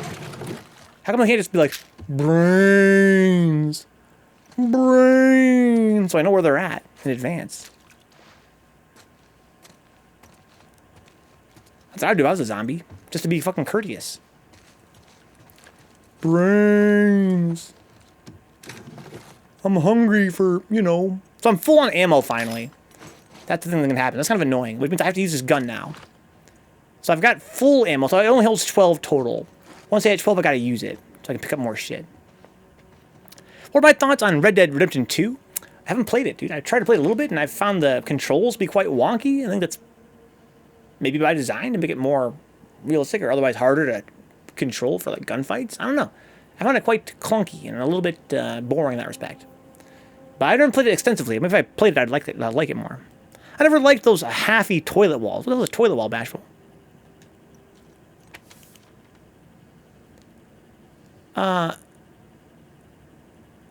I'm bit. Tina's dead. We've been getting drunk on our patrols for a while. This was such a shit post. No infected, no scars. Far from everything. Her brother makes moonshine. So we drink and talk. Went that way for months. We were stumbling around the grocery store when these runners surprised us. Let her brother know I'm sorry. I tried to save her. Tell my mom I love her. Chevy. This is the guy that I just killed. Okay. A little backstory for that guy I killed. Cool. The controls feel like they deliberately wanted me to not get immersed in the game. To me, says Bashful. Yeah, like he controlled like a fucking boat. It was weird. The throwback to GTA 4. But yeah, no idea why they would do that. Yeah, I'm not very experienced in that game, though. Could be if I played it more, I'd like it. Okay, I got the pretty good resources there, and I killed the guy, which is always a pleasure. But actually, it's like a halfy toilet wall. Is that a wall that you pee on? Okay. Anything else down here? It's probably not. I think I was already down here all the way around. The controls felt like they... I'm sorry, I read that. Deliberately wanted me to not get immersed, yeah. Okay, get the fuck out of here. Can I climb through this window if I smash it? So I can't smash it. I've only got 4 uses in this bat.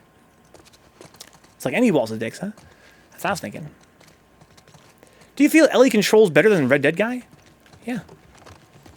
See, I can just... She goes wherever I point her to go. Instantly. No matter what. Right? She basically, wherever I point the stick, that's where she goes. It seems really obvious. You know what I mean? That's what like every game should be, you would think. Unless it's a game designed to make walking part of the gameplay. Like walking is part of the difficulty of the gameplay, right? And she's, wherever I point the stick, she goes. But Red Dead guy, when you point him, he has to like wheel around, which means you kind of like need like... Imagine driving a car, right? You have to do a U-turn, right? In real life, I can just walk this way. But in a car, you would need to like turn it around. You need to like maybe like do a 3-point turn, maybe even, depending on how much space you have. And Red Dead guy, and this is also true of some other GTA games or otherwise, you know, Rockstar games, they need room to like bank and turn around. Because they can't just go in a direction that you point them to go in, like from a standstill. So it makes like walking on like, so basically in GTA 4 and also in Red Dead. Like in Red Dead, I remember playing it at my friend's house, right? And there was a porch. There's a porch to this guy's house, right? And it has an approximately human width staircase to get to the top of the porch. And you guys wouldn't believe how hard it was to get this man onto that porch because I had to like give him a nice lead in to like line him up with the stairs. There's like a whole mini game to get this man on the porch, and I was like, dude, fuck this game. What the fuck? Why is it so hard to get him onto the fucking stairs? What kind of controls is this? Why would somebody make a game this way? And yeah, so I didn't really give it much of a chance. But I might find that, you know, if you can get past that, it's a really great game. But I wouldn't know. That's as far as I got. I've walked off many buildings in GTA 5 on accidents, as Ginseng. Yeah, it's a similar kind of thing, right? I think that GTA 5 compared to 4 is way more forgiving in that respect. I think that that game controls better than 4 did. And I kind of felt it was weird that I felt like in Red Dead, they kind of went back in that direction. Like, I played 5 a lot. Yeah, 5, the controls are not this smooth. They're not like Ellie smooth. But they are smoother than 4 to a pretty, you know, extreme degree. I think going from GTA 5 to Red Dead, I was like, oh, this is like really like... Yeah, like you need a lot of space to move that guy in. He's not really good in tight spaces. Anyway, let's go check out that, yeah, this spot over here. Oops, I'm sorry, I don't need to do that. I want to do this run. Run, run, run, run, run.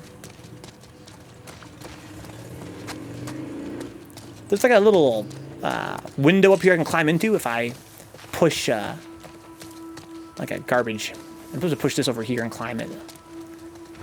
What are you doing with that? It's stuck.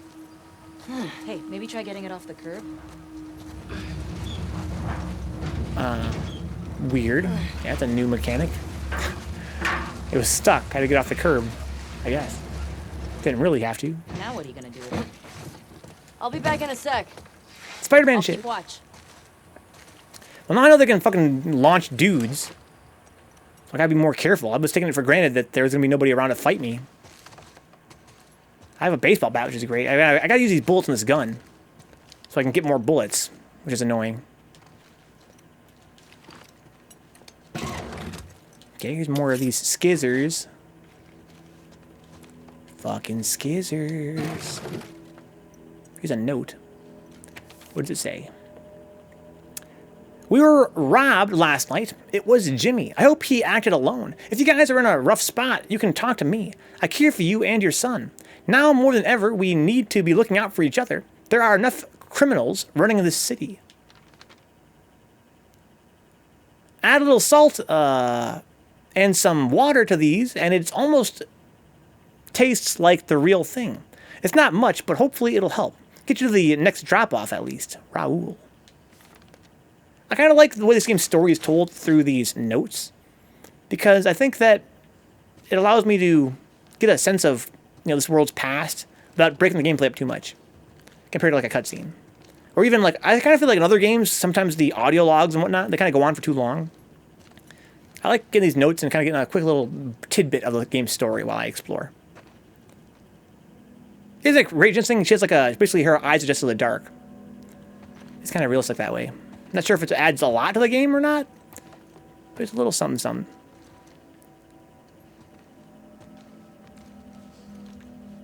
This is their son's room, looks like. So we got here a booby magazine. I hope so. Got some surfing posters. What's this book he's reading here? Kid getting educated or what? The Hunchback of Notre Dame. He is. Wow. Maybe he's reading it for school. I really feel like Jimmy, he wouldn't fucking actually read like a book for fun. He's too dumb. Okay. We got here just a bunch of random shit. Seems suspicious. What the hell is this? Fuck is this? Some kind of bomb? Trap mines explode when enemies get near them. Okay. So the last game had these. Yeah, I almost never used them because it's really the game wasn't really hard to like, you know, require me. Like I kind of feel like I wanted to preserve my resources, right? For health kits. Didn't want to just use much of my shit for, you know, just for my own pleasure, blowing up zombies. That being said, this game's a lot harder. I can see myself maybe in some situations, you know, having to use that to just take down some guys. Thin the ranks. Need some more pills. Okay. I think it's wet in here. Gross. That shit's like a weapon upgrade currency. The screws. They're not really like a crafting material per se. They're just like a linear. It's just a, like gold for your gun. All the gold and the gun and the girls in the world wouldn't get you off or whatever. Okay. Do you mind answering a question about your COVID experience? No, not at all, DJ Godzone. If you have a question, let me know. Might as well have somebody benefit from it. That shit was fucking terrifying. Okay, what do we got here? Better days are coming. Chase your dreams. A, B, C, D, E, F, G, H, I, J, K, L, M, N, O, P. That's a bizarre poster. Check yes or no statistics, huh? I want to know what it felt like the flu or what? Well, it was like nothing I'd ever been sick with before, DJ Godzone. I mean, it was pretty serious. I mean, I've said this before on stream, but it lived up to the hype. That's kind of like my catchphrase. I mean, I've had the pretty bad flus in my life, DJ Godzone. Was it worth it? Yeah. It felt like a flu. I felt like a really bad flu in the head.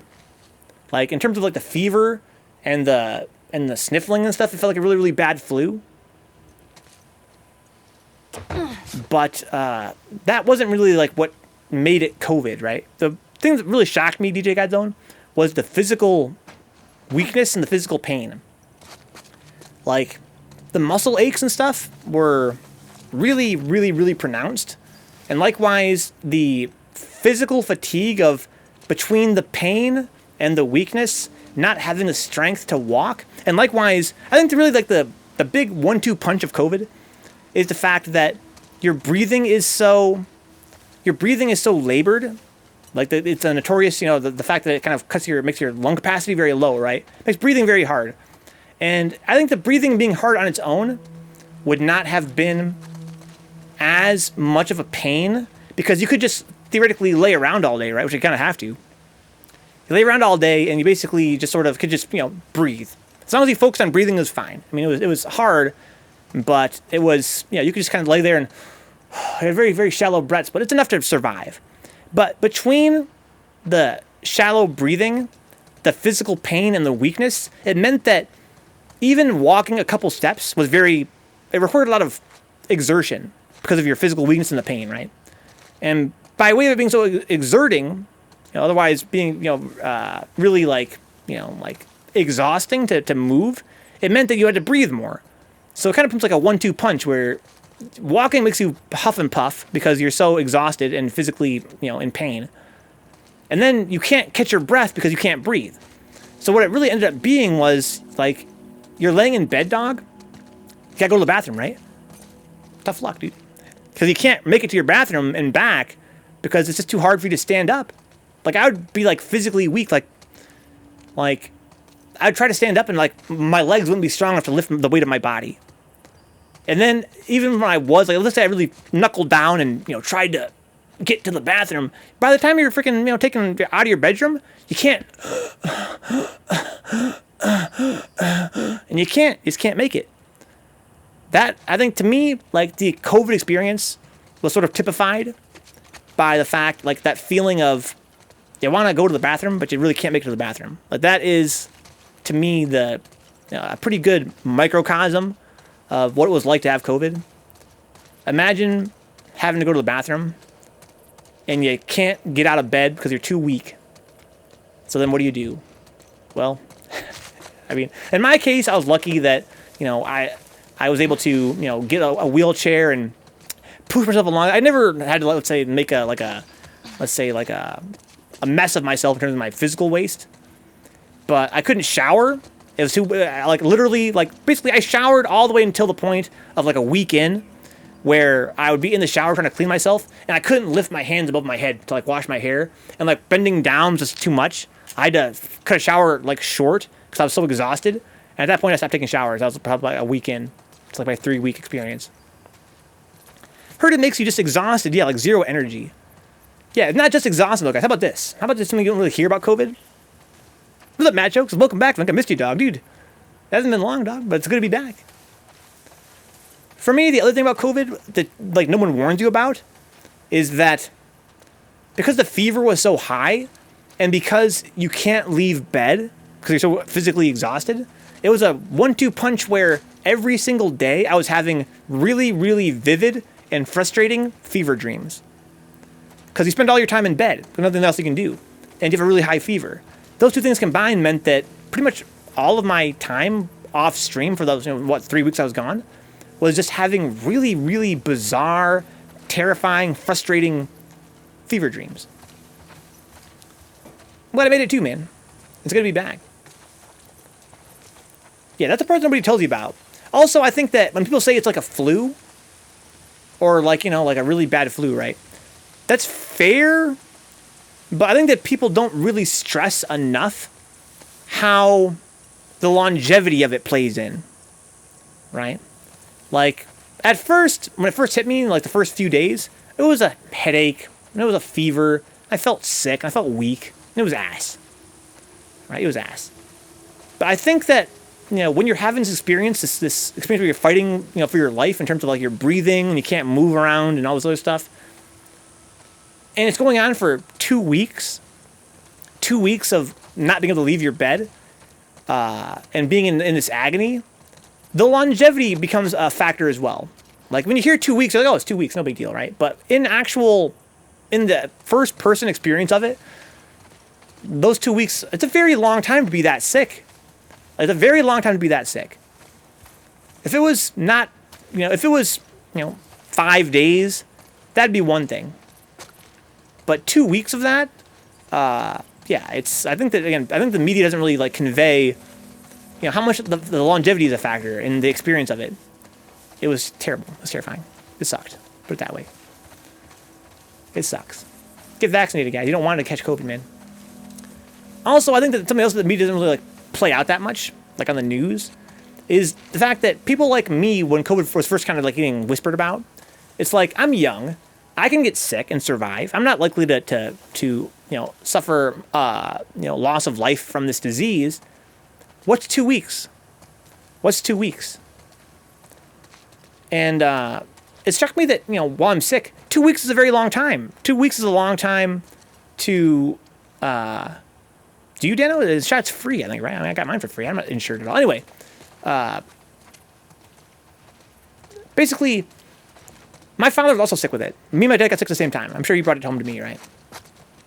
He had to take 4 weeks off work and then some because he was still contagious. And also, he had to pay a lot of hospital bills. He was put in the hospital.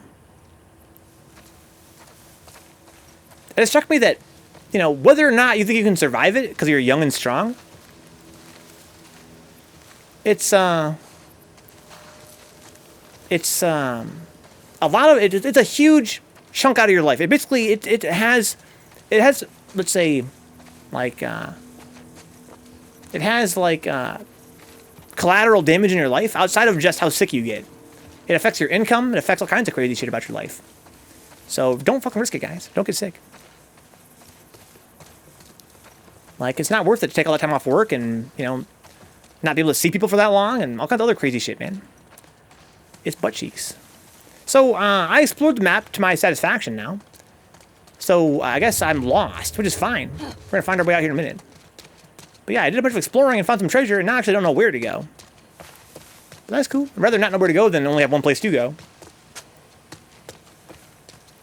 Let's go through the window over here. Oh, what's this? I'm full. I already have a weapon in that slot. Yeah, so to answer your question, dude, it sucks. Don't have COVID, guys. Don't ever get COVID. Get vaccinated so it's not going to happen to you. Did you end up getting your vaccination, Venka? I got my one, Dix. I'm getting my second one on the 16th. I mean, I would have been lazy about it probably if not for the fact I'm going to be traveling soon. I had my immunity from having had COVID. But because I'm going to be traveling in August, I figured I should also get vaccinated too. Just to be on the safe side. Okay, so now, yeah, so I've been through all this area now more than once. I don't really know where I'm supposed to go.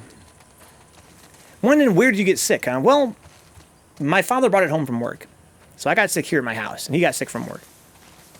If you're really against it, Dano, I can respect that, but I seriously recommend getting vaccinated, says Ginseng. Get vaccinated, guys, seriously. Yeah, don't get sick with COVID. Like me. That was just not a great look.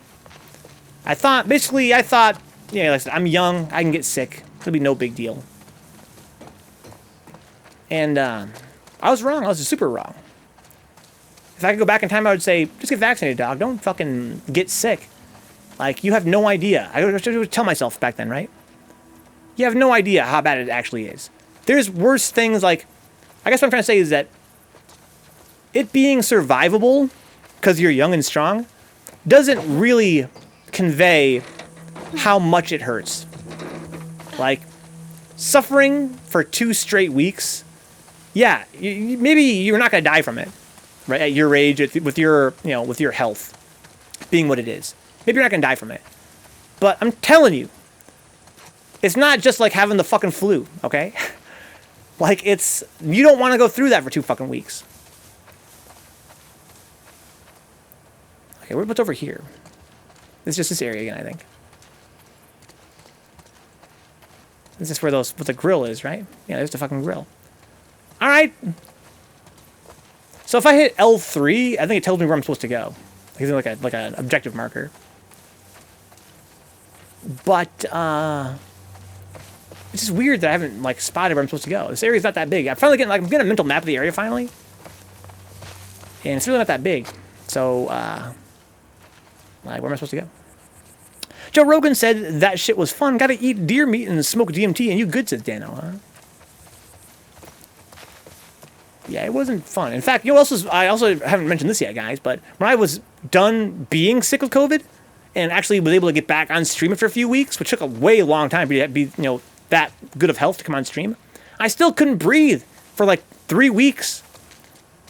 Like basically, once the fever passes, guys, there are lingering effects in your lungs. I guess legendarily on the web, there are some that suffer with it for a lifetime, basically. As it stands right now, my breathing is the way it was before I had COVID. So I've not suffered any noticeable permanent effects in terms of my lungs. But it did last, over the course of like 4 weeks after I got better. My lung capacity gradually came back. And the cough as well, was a thing that persisted for like 4 weeks. Even though I was no longer contagious anymore, and I was totally healed up in terms of the illness, my lungs had to recover over a very long period of time. That was ass. I was on stream wheezing and coughing for like 2 weeks. That sucked. Oh, there's a window right here. I want to get inside there, but I can't because the grass is in the way. You gotta be vaccinated to be let in at Vencacon, says Robo. That's true too. That's true too. Boost me, boost me, boost me. Can I bring that,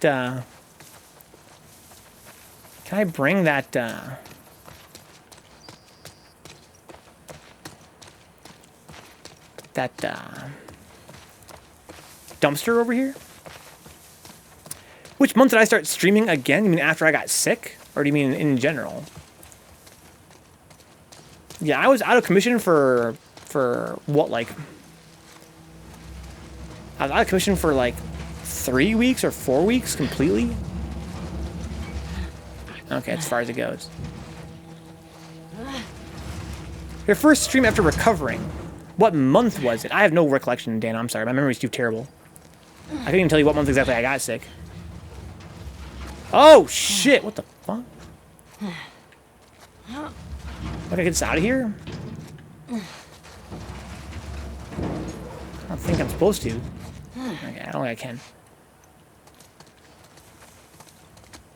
Oh, I'm gonna jump over this, perhaps. Oh, that's why that thing is there. Oh, okay. That's where I'm supposed to go. I'm not sure what month I came back to streaming. What month it was. Get it off the curb. Help me, Dina! Can I push from this side?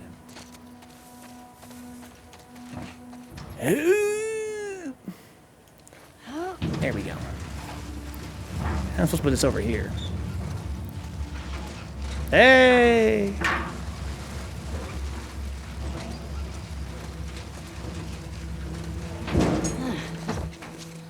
Hey, we're in a new spot finally. Holy shit, that took long enough. I can still kind of see the buildings.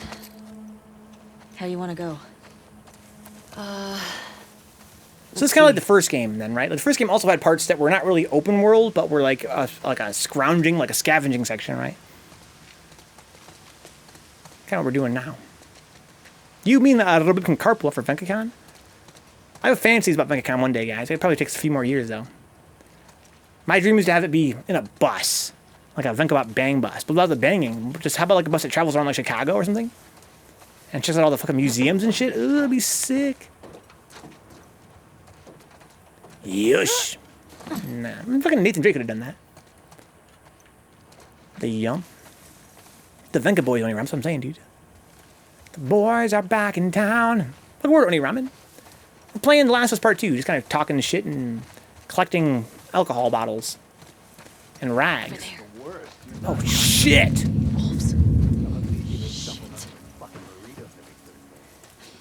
Jesus. It's gonna be more fun than just exploring, though. Get some guys to kill. The Magic School Bus, exactly. Museums. Oh, there's a little way in there. So I can use my sniffer to sniff out where they're all at. Somewhere in this area. So there's two guys right there. Sure she ain't a Scar. She was riding a horse. Not a Scar. Well, the Scars will probably kill her. Are the Scars like a gang? So we can go back and eat. Sticks would have had to drive the bus, of course. No way we're finding her before. I wouldn't trust Sticks behind the wheel, dude. Find the body and let's bring her back. He can operate on my brain, but I don't want him to fucking be driving me around. There's fucking factions, ginseng. Hell yeah, dog. Scars. I wish you could pounce on guys like in Uncharted. That's a really fun mechanic in that game for stealth. There's like a ladder right there, for instance, right? Anybody over here? This is a really big open area for a stealth section. That's cool. Like I actually like avoid them on some like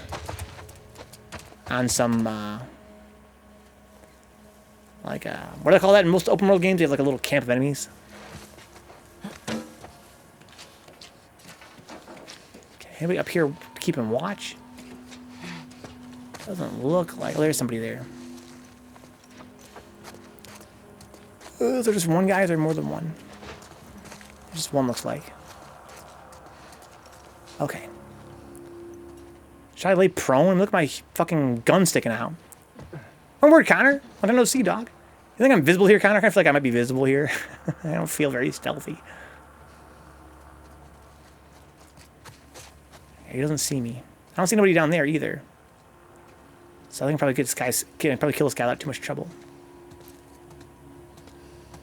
What's up, dog?